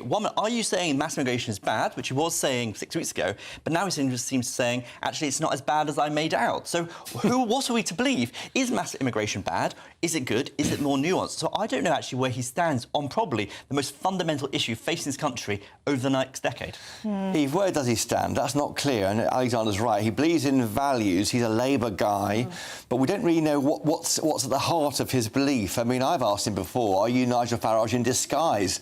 I asked him that when they axed the aid budget and spent money on the defence budget, which is a reform UK policy from last year's election. Yeah, I mean, I think it tells you, I think a lot when we see Labour politicians coming out with these lines, it doesn't seem very sincere, the public don't believe it, and ultimately Labour cannot out-Farage, and it shouldn't try But they're going to where the votes are, aren't they? They're not saying, come to us with this temple of left-wingery. They're going back to, they're trying to find where the votes are and bring them across. Again, what I was saying earlier, I think the Labour government's focus should be on improving people's living standards, and that will give them a second term. They cannot possibly beat Farage on this ground, so why would you try? Why would you lose your base? Alexander. But I don't think this comment or this issue about mass immigration is a reform issue versus a Labour issue. It should be a uniting issue in this country. The language, though. Well, what's wrong with saying yes, could become an island of strangers? I want people to integrate. I want people to go together, to work together. And he's pointing out it's not working. We are seeing the breakdown of the social contracts over the last decade getting worse and worse and worse. And all Keir Starmer was pointing out was that has happened. Through the loss of libraries, through the loss of public spaces, youth clubs, things that bring people together. I don't think libraries bring people together, but I'm importing millions of people from different cultures might actually bring people apart. Candice, isn't that what's happening here? I'll mention the word Farage again. I'm sorry to mention his name again because he's not here. But he is simply like a submarine under the waves, moving politicians around above the waterline. We know Keir Starmer made those remarks because they're panicking about Reform UK. It's again for me, a further indication of the way that guy Nigel Farage is changing politics, even when he's not around. Yeah, I think the way that Labour and Keir Starmer are now talking about reform, it's as if they are the opposition now. Yeah. And in many ways, they've got 5 MPs. Yes, I know they've got 5 MPs, but everyone can see the way things are shifting. So you look at the north, at the traditional working class base. That seems to be who Keir Starmer's appealing to. They're not very socially liberal. They are very strict on immigration. But I think it's true. I don't think you can beat Nigel Farage on that ground. I don't. I really don't. So, Eve, is it wrong to try and out Farage, if that's even possible? Yeah, I think it's bad strategy, and I think that Labour has probably realised that, and that's why you're seeing the rowing back. And where will this end up? I mean, normally advisors have to walk because of their leaders' failings. Will we see advisors walking from Downing Street, knives out, for someone like Morgan McSweeney, for example? I have no idea what's going on with Morgan McSweeney. He's the guy, the chief of staff, the person who I think... Morgan McSweeney hasn't won an election. It is Keir Starmer's responsibility. Well, he did win the election. He helped win the election back in July. In the election. I think he's someone who understands where the votes are and he's trying to get there, but can he drag a reluctant Keir Starmer there, Alexander? Well, I think actually Morgan McSweeney is actually very integral to the whole Starmer project. Yes, he brought Starmer into power. But the question is now is where is the Labour government going and what does it stand for? All of this thing, the Island of Stranger speech, the winter fuel allowance, even the row back on PIP, is what does Labour stand for? And one of the things people always said about Margaret Thatcher was whether they liked her or didn't like her, they knew where they stood. And the public liked the idea of knowing where they stand. No one knows what. Why do you always Keir go Starmer back to believes in. Thatcher all the time? You Tories can't stop it. That was literally, I mean, were you alive when he was in power? Were you alive? Only No. a couple of years. Tiny baby, sorry. She stood for things, right or wrongly. You may say they were awful things. And she didn't until she didn't. Her first term was not a Thatcherite term. She got there when she worked out what she wanted to do in '83. And someone who represented an area full of mines, I know the damage some of that did. I can appreciate that. But the point is, Keir Starmer doesn't stand for anything. No one knows what he stands for. People want a government which they can say, my government stands for this or that, I can go with it or fight against it. No one actually knows. There's no point in having a government. We might be run by focus groups. It's unbelievable. We are with, on this Friday is the first anniversary of the landslide. That's why we're seeing Keir Starmer appear in interviews over this weekend, The Observer, Sunday Times and elsewhere. I'm going to ask you a simple question now to my panel. Candice, to you first. Will Prime Minister Sir Keir Starmer fight the next election as leader? I'm going to say no. Blimey. Alexander? No, but I hope he does. Eva? Possibly. It depends what reforms he gets through. That is simply unbelievable. They're given the scale of that you can't even say that. And don't forget, even Reform UK, if they win every single by-election in the next 3 years, they might have 15 more MPs. They're a fraction of the size of the Tory party. Are we going mad here? Yes. There's always an opposition, internal or external. Same with the Tories. We've also got to realise what Labour are doing. Labour are trying to formulate Reform as the opposition because they actually know Reform only got a small impact in number of seats and they want to divide the right-wing vote. That's what happened last time in 2024. The right-wing vote was divided and Labour got it. They're hoping to divide the right wing again. We're going to get you three on again, obviously before the next election, and challenge you again on this. Extraordinary what you're saying about Keir Starmer. Yeah, never easy. Thanks to my panel, Eve McQuillan, Candice Holsworth, and of course Alexander Stafford. Coming up next, he's braved the stalls, he's judged the intervals, he's survived the dramatic pauses, not just on this show. Stefan Kiriatis joins us with his scene-stealing take on the week's theatre offerings. This is Sunday with not more Michael Portillo, but me, Christopher Hope, only on GB News.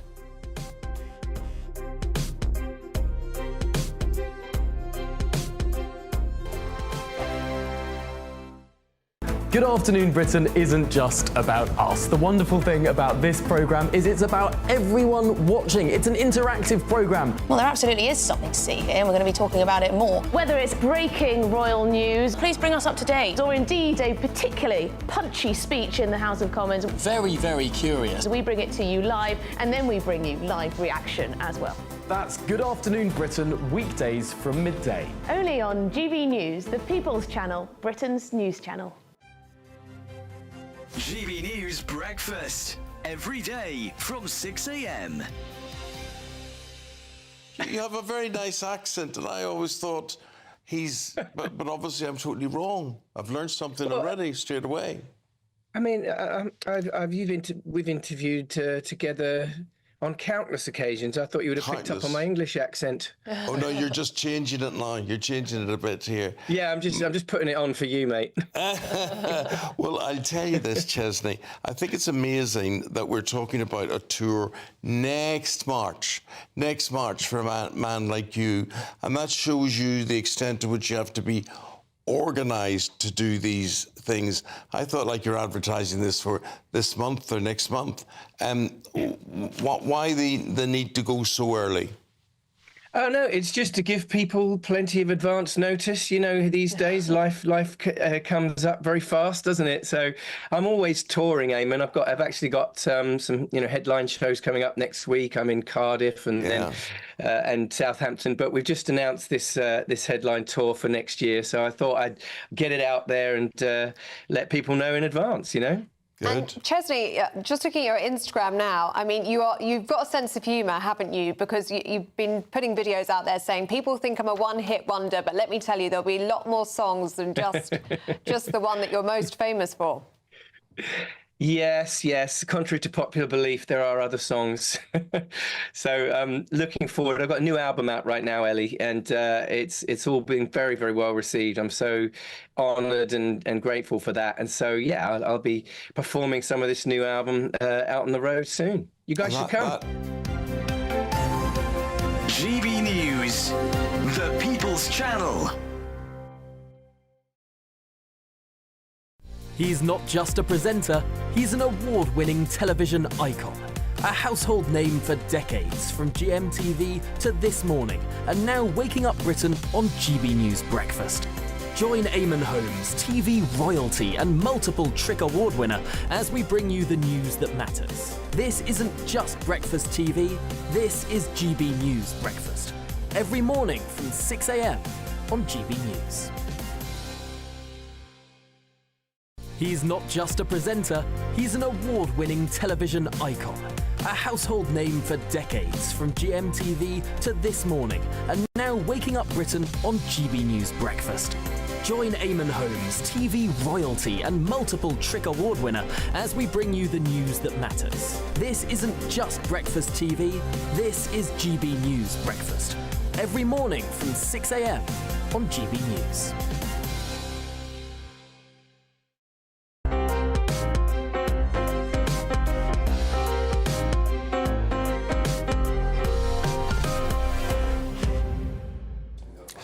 Welcome back. You're watching Sunday with Michael Portillo with me, Christopher Hope. And now it's time for our daily reflection. There's a dog. The GB News Daily Reflection. Hi, my name is Andy, and I'm a vicar in the Church of England. Several years ago, our family flew out to visit my brother and his family in Canada. And one of the dreams for this trip was to go whitewater rafting in the Rockies. We booked an excursion, unfortunately got lost en route, arrived late, only 15 minutes before the company was due to close for the day, expecting to be turned away. And we were surprised when we asked the guy at reception if it was still possible to go. He paused for a moment and then said, "I say yes." Now, saying no is vital at times. It protects important boundaries, keeps us prioritized, and prevents burnout. But on another occasion, it becomes an easy excuse which stops us being stretched and growing. Jesus tells the parable of the great banquet. Invitations have been sent out to privileged guests, a magnificent banquet is prepared, and then excuses begin to pour in. I've just bought a field, I bought a yoke of oxen, I've recently married, I can't come. What might happen this week if, instead of rattling off a quick excuse, we paused and our response was, "I say yes"? What unexpected difference might it make to others and ourselves? And we might also be surprised about what God could do.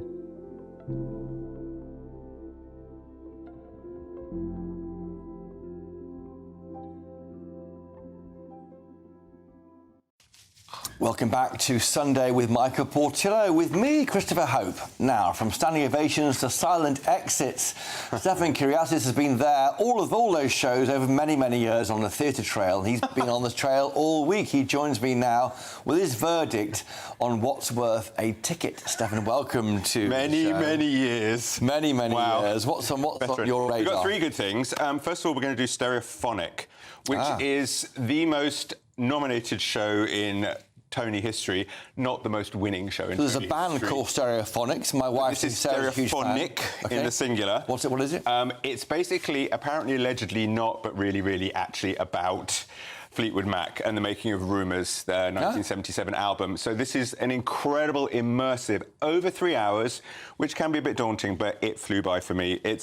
We're in some old Victorian theatre, but you feel like you're in the 70s, across the Atlantic, in some dingy 70s brown recording studio.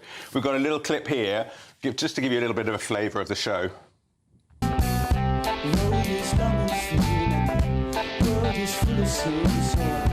Grab my gun and I'm on my way.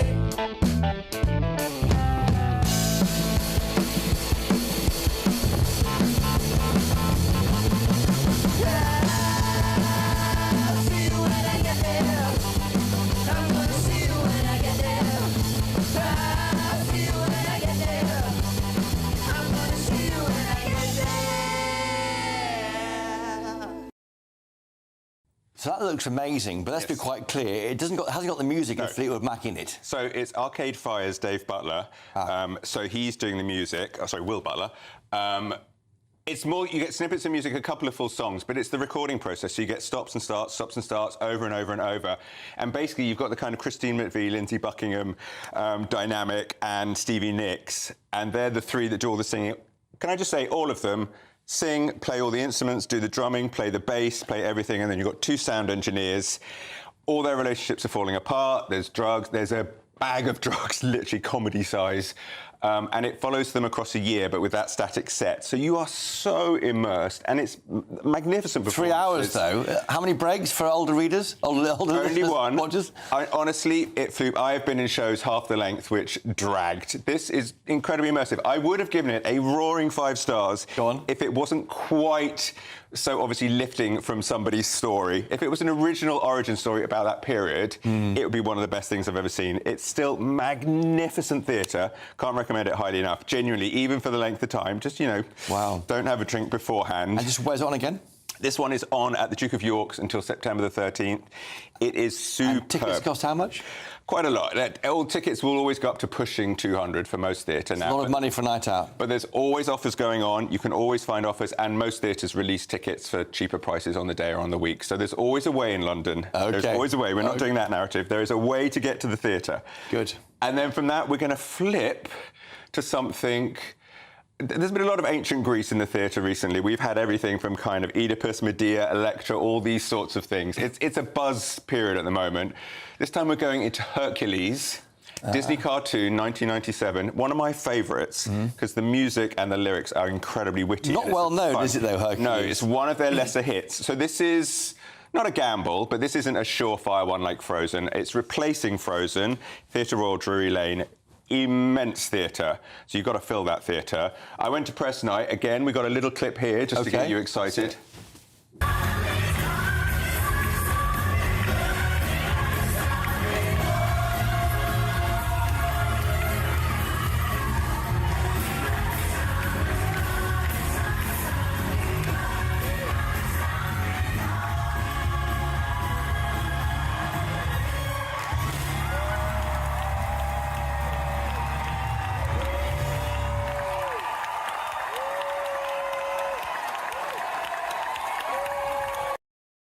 Wow. Standing ovation. Huge fun. Yes.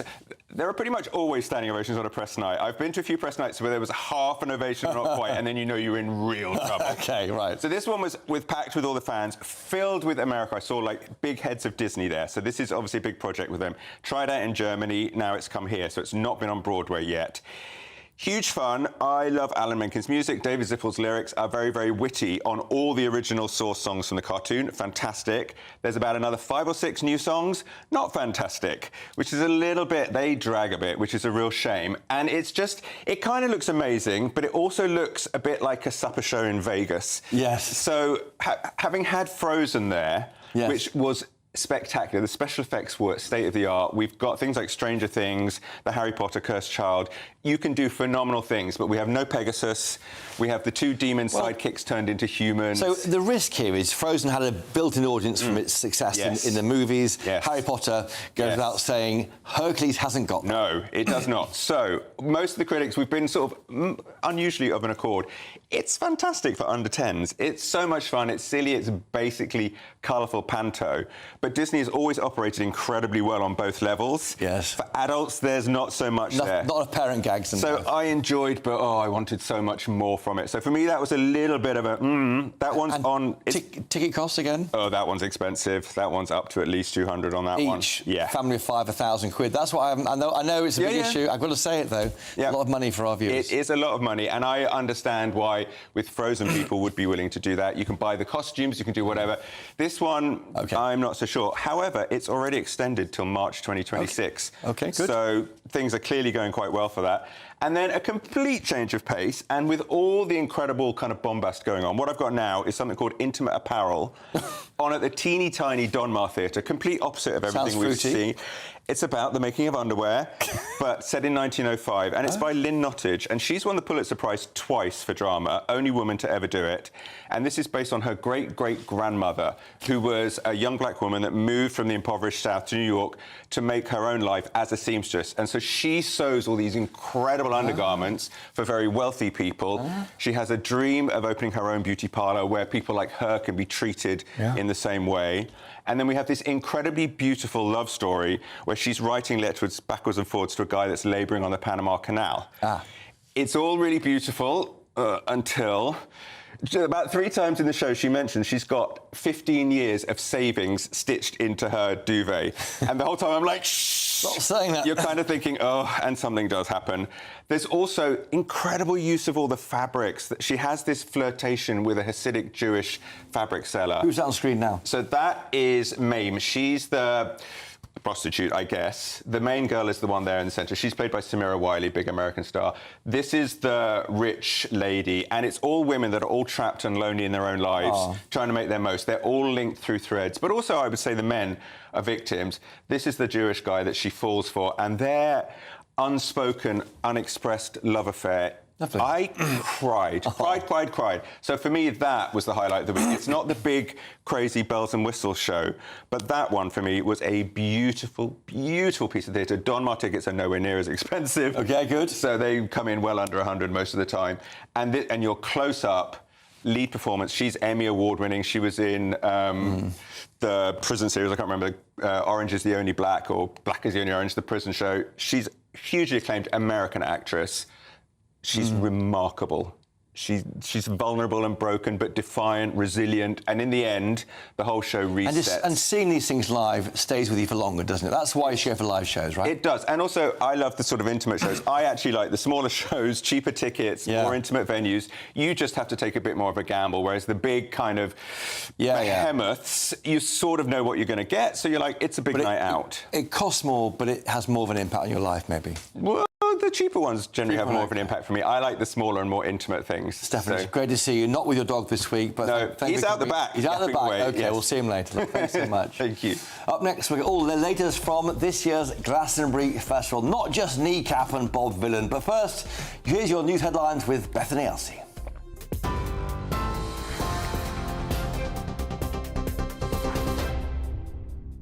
Chris, thank you. Top stories at 12:30. Glastonbury Festival says it's appalled by the actions of Bob Vylan after the band chanted "Death to the IDF" on stage. Police are assessing footage of their set, and the government says the BBC has serious questions to answer for not stopping the broadcast. 2 more people have been arrested on suspicion of terror offences after planes at an RAF base were vandalised in a move claimed by soon-to-be banned campaign group Palestine Action. The Prime Minister has defended his decision to U-turn on his welfare bill, saying he was heavily focused on world affairs. Sir Keir Starmer made a number of concessions to prevent a rebellion by Labour backbenchers. Discounts on healthy foods, changing recipes and fines for supermarkets who fail to meet healthier sales targets.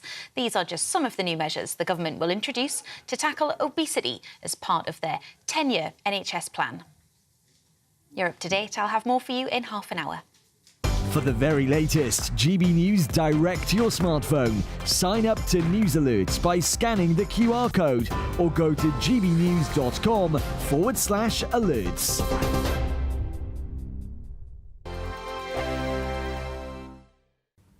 Hello there, welcome to your latest GB News weather forecast from the Met Office. High pressure dominating, meaning it's largely dry across the UK through Sunday. But there is a fair amount of cloud this morning, trapped underneath the area of high pressure, but the strong June sunshine should get to work, and we'll see plenty of that developing as we go through into the afternoon. It may be stubborn, though, across parts of the Midlands into Wales, southwest England like we saw on Saturday, Northern Ireland and western parts of Scotland also seeing cloudier skies. Cloud could be thick enough for some drizzle at times over the hills. But elsewhere, generally sunny and temperatures really rising in that sunshine, highs around 31 Celsius towards the southeast, elsewhere towards the low, perhaps locally mid-20s. So a warm day to come and a very warm evening, particularly across southern and southeast England. Temperatures still towards the high 20s, 30 Celsius there in London at 5 p.m. Cloudier skies further north and west this evening, so here temperatures more like the low 20s. But sunshine is still holding on across eastern Scotland, reaching around 21 Celsius there at 6 p.m. Cloudier skies in the west, allowing for some drizzle and fairly breezy conditions around the coasts as well. Overnight, we'll see some patchy rain across parts of Orkney and Shetland. Elsewhere should be largely dry with some clear spells, where the cloud is thick enough again over some western hills. Could see a little bit of drizzle, but the humidity is rising through the night, so it will be fairly uncomfortable for sleeping. Temperatures dropping no lower than 15 to 18 Celsius. Some places may even stay above 20 degrees. So I'm hopeful there'll be more sunshine across England and Wales to start on Monday morning. However, across Northern Ireland, parts of Scotland, the cloud thickens with outbreaks of heavy rain moving in here through the day. Could be some localised flooding, so it is worth staying up to the details here. But in the sunshine, temperatures really rocketing up to 34 Celsius towards the southeast come the afternoon. From the school run to the home run, watch a new show for all of Britain. He can say whatever he wants. A straight talking show where all voices are heard. And, you know, when are we going to stop talking about smashing the gangs and actually do it? With the stories that matter from every part of our country. There's a bit of a crash landing there for your Chancellor. Bold, fearless and standing up for you. That's me, Martin Daubney, 3 p.m. till 6 p.m, weekdays, here only on GB News. The People's Channel, Britain's news channel. Westminster's full of talk, but out here, it's the real world. Am I allowed to talk now? No, that's it. This is where it matters, real people and real lives. That's what politics is all about. The fact has Trump made a good start? No. Straight answers, no spin, and just a couple of pints. How many fingers have I got up? About 10. So join me for Lee Anderson's Real World every Friday at 7 p.m, only on GB News. The People's Channel, Britain's news channel.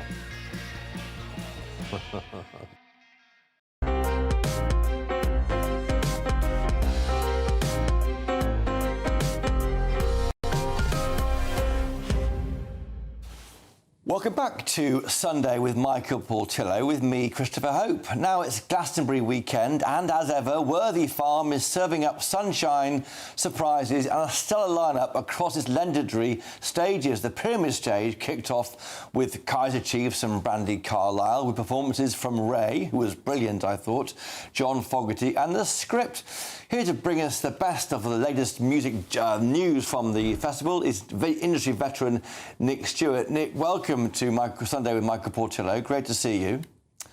Thank you, Christopher. Very nice of you to have me on. It's been obviously quite an interesting 45 hours down at Worthy Farm.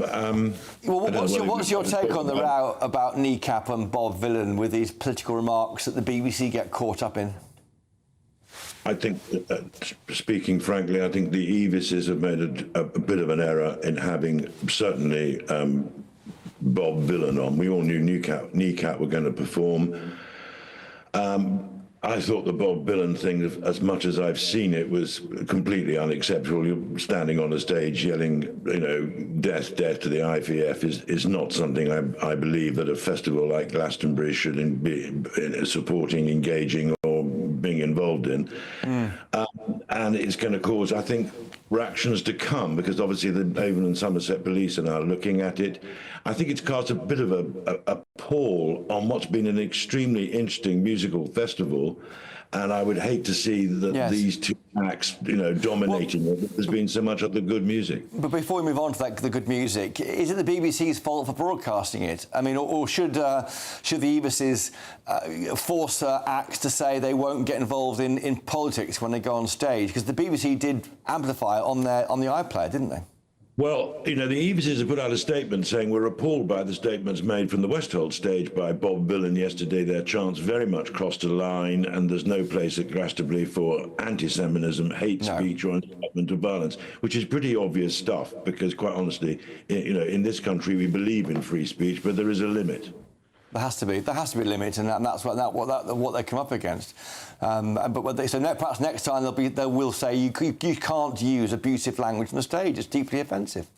Yeah, no, I mean you would think that, and quite honestly, speaking personally, the musical offering of Bob Villan was pretty low grade stuff. I mean, just someone on stage yelling and screaming and all the rest. I mean, the Sex Pistols did something quite similar if you remember all those years ago with punk. And of course, in those days, you know, you had radio banning them. Yes. So people were going out and buying the records. And nowadays, people just go onto the DSP to hear what all the fuss is about. So that's right. They a very high-profile event showing what these guys do. I personally thought it was pretty low-grade stuff musically. Yeah, they used the F word, didn't they, on Tea Time TV from memory, the Sex Pistols. Yeah. As far as the BBC is concerned, I would have had it, personally, I would have had him off in 5 seconds, but it sometimes takes a bit longer to get these things done. Okay.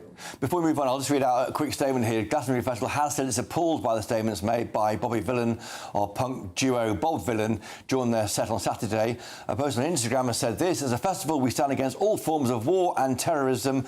We will always believe in and actively campaign for hope, unity, peace and love. With almost 4,000 performances at Glastonbury 2025, there will be inevitably artists and speakers appearing on our stages whose views we do not share, and a performance presence here should never be seen as a tacit endorsement of their opinions and beliefs. And the BBC spokesman said this: some of the comments made during Bob Villan's performance were deeply offensive.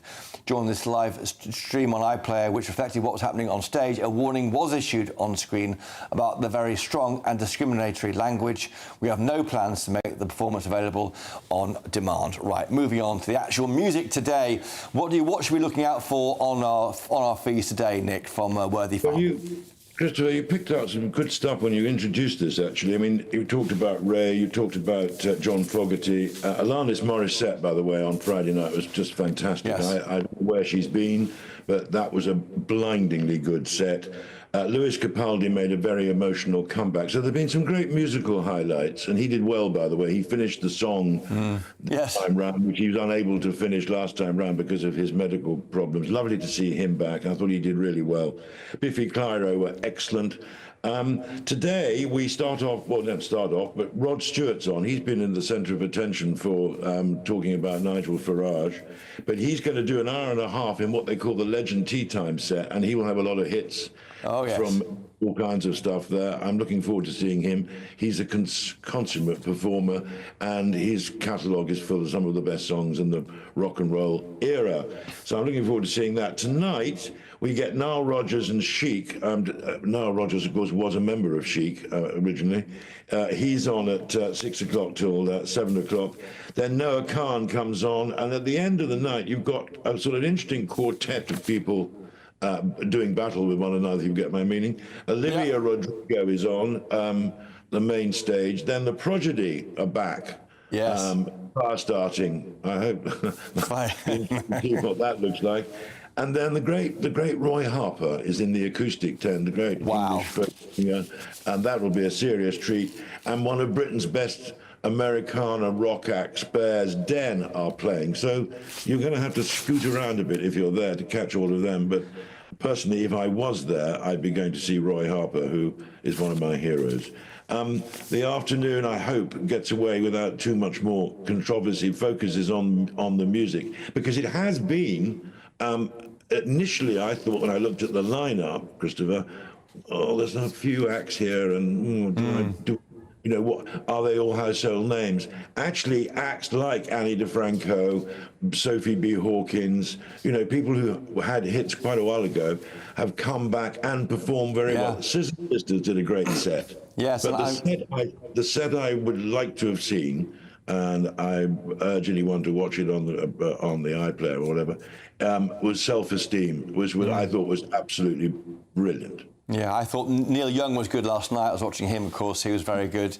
I think, it's going to be... I was lucky enough to see Nile Rodgers at the US Embassy. They did a warm-up act there in a party last week, and he has got the groove, hasn't he, as they say. I've got to ask you, Glastonbury isn't all about big names, though. One of the fields was closed when they were playing what were called primary school bangers, hymns from our childhood. Let's have a listen to what was being played. Love in my heart, keep you sharing. Give me love in my heart, I press. And the colour, but the name won't matter, were you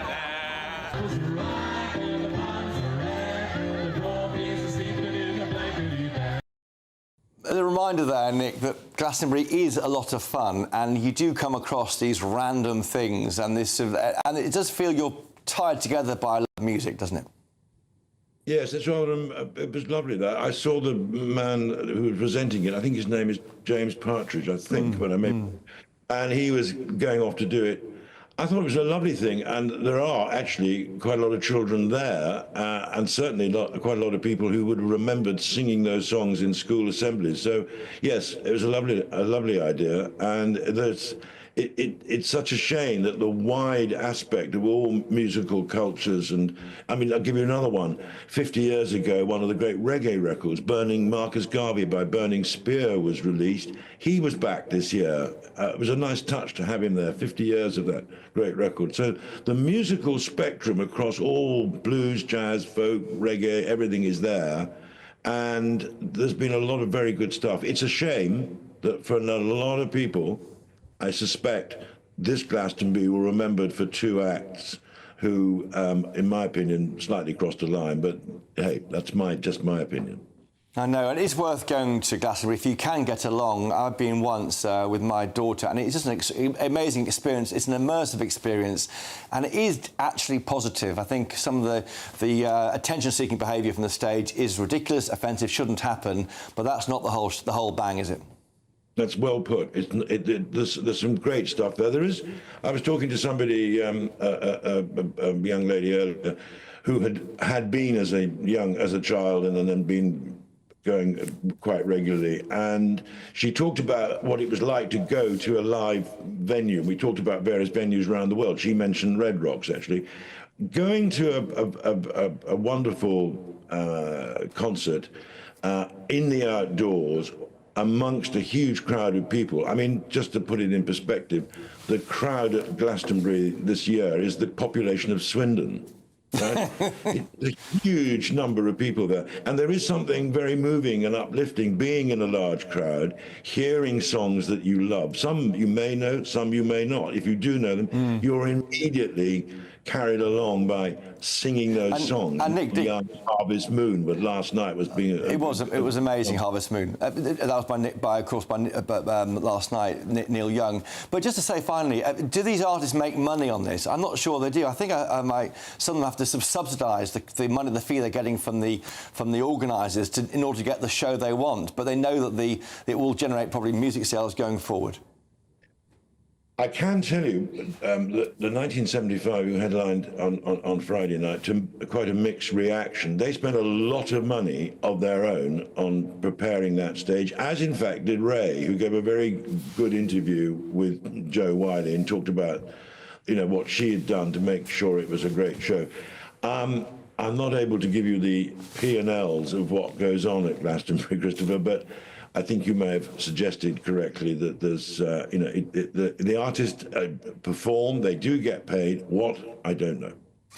And they probably do, but the exposure they get. I'm very glad Neil Young was last night on the BBC, by the way. I mean, he's an absolute legend, isn't he? And he looks, he's getting on, but his voice hasn't changed, so it's fantastic. It's extraordinary. One of the, I'm just going to divert for a second, if you'll forgive me.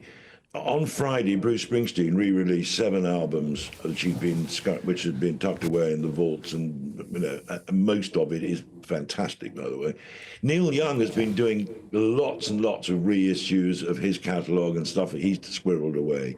He's 79. He is still playing. His voice sounds, given he's done all those concerts, his voice does sound fantastic.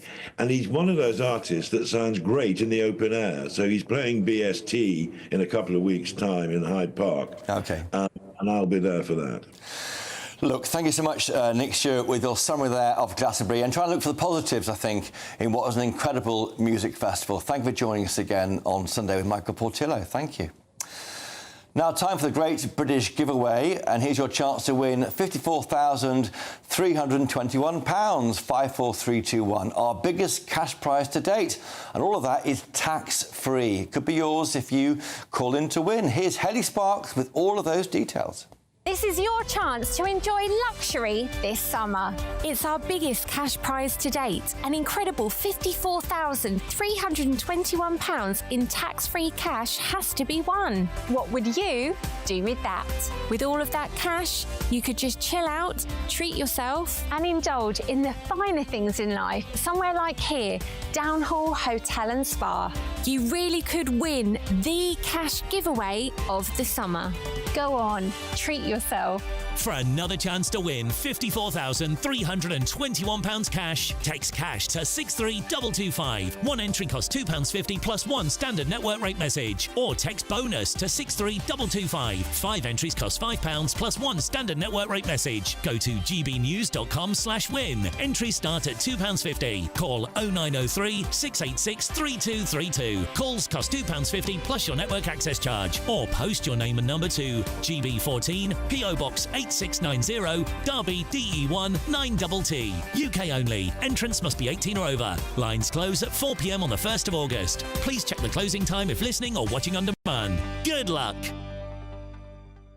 Coming up, it's warm outside and I'll be celebrating English Wine Week. But first, if you're in search for some holiday sun, here's the forecast for some of our top European destinations. Be nice to escape the grey. Clear skies, here we come. As clear as our travel insurance. All Clear Travel Insurance sponsors GB News Travel Destinations Forecast. It's going to continue to be very hot across southern parts of the Mediterranean over the next couple of days, but not everywhere is going to see that hot weather. Parts of Madeira, the Canary Islands, seeing a little bit of clouds and blustery winds over the next couple of days. But it's southern parts of Spain, southern parts of France, parts of Italy, Greece that will continue to see those temperatures rising into the mid, perhaps high 30s, maybe even locally the low 40s too. There will still be plenty of sunshine on offer for many though, and those temperatures will be on the rise as we go over the next couple of days. All Clear Travel Insurance sponsors GB News Travel Destinations Forecast. At GB News, we love to hear from you, our loyal community. So drop us a line at gbnews.com/yoursay. There you can talk to each other and also to the presenters live on air.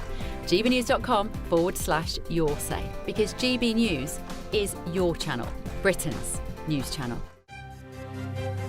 GB News Breakfast, every day from 6 a.m. Front page of the Times today says exercise proves the best therapy for keeping cancer at bay. Let's get the views of Tim Vincent. It's quite an exciting trial. This there's new findings every single day, isn't it? But I think this has been done over many years by a lot of people, and it actually says what you'd assume would be the case is that if you exercise, then it keeps your health in a better condition and will keep cancer from returning. Measurably, notably. Yeah. So I think it's 30-something%. And this is on people that have had cancer and then are encouraged to exercise. And there's many doctors over the years have said, not quite sure. If you feel like you can exercise, then exercise. They're now saying you should exercise as soon as you feel good enough. Will make a big difference. This makes me feel awful because I would have been pro-exercise, except I can't move. I'm in a wheelchair now, and I can't put on the right trainers, I can't change, I can't go to the showers, I can't do things. It's just I can't stand up. So there are a lot of people who are incapable of exercising, and therefore, rightly so, we see their increase of cancer growing. Absolutely, and that's an issue that everybody's going to face, and you're obviously in a really difficult position. Any exercise, I think, is going to help, especially for these people that have had cancer once and can get out there. And it's very isolating as well, exercise. So you're actually saying, if you're in redemption from cancer or whatever, you could keep it at bay by exercising. It's actually better than a pill. Yeah. The results are actually better than a pill. I think it's 36%, isn't it, for exercise? Yeah. GB News, the People's Channel.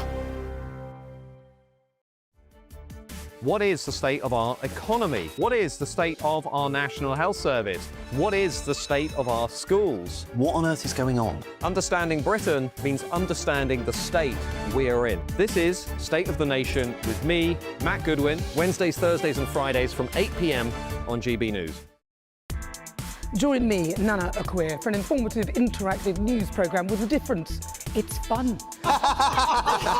No, he didn't say that, Dave. I'm so surprised. I think there's an element of truth to that. Join me from 3 p.m. every weekend, only on GB News, Britain's news channel.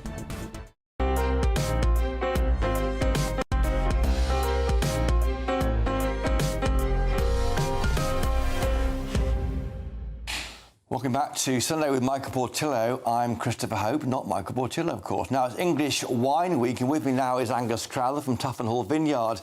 Angus, why is English wine taking off?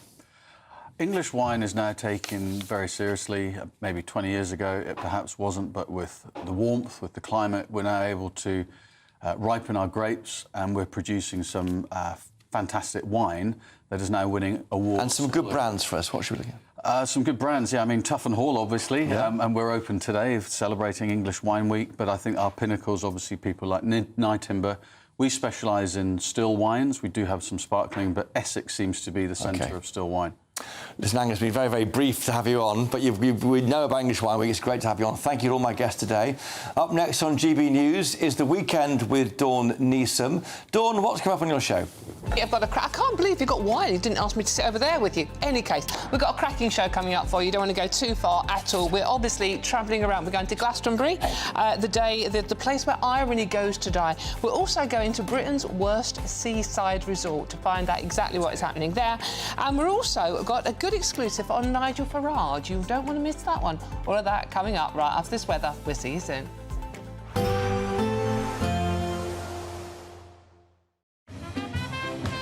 There will be a light breeze in the morning, leading to a warm front. Boxed heat pumps, sponsors of weather on GB News.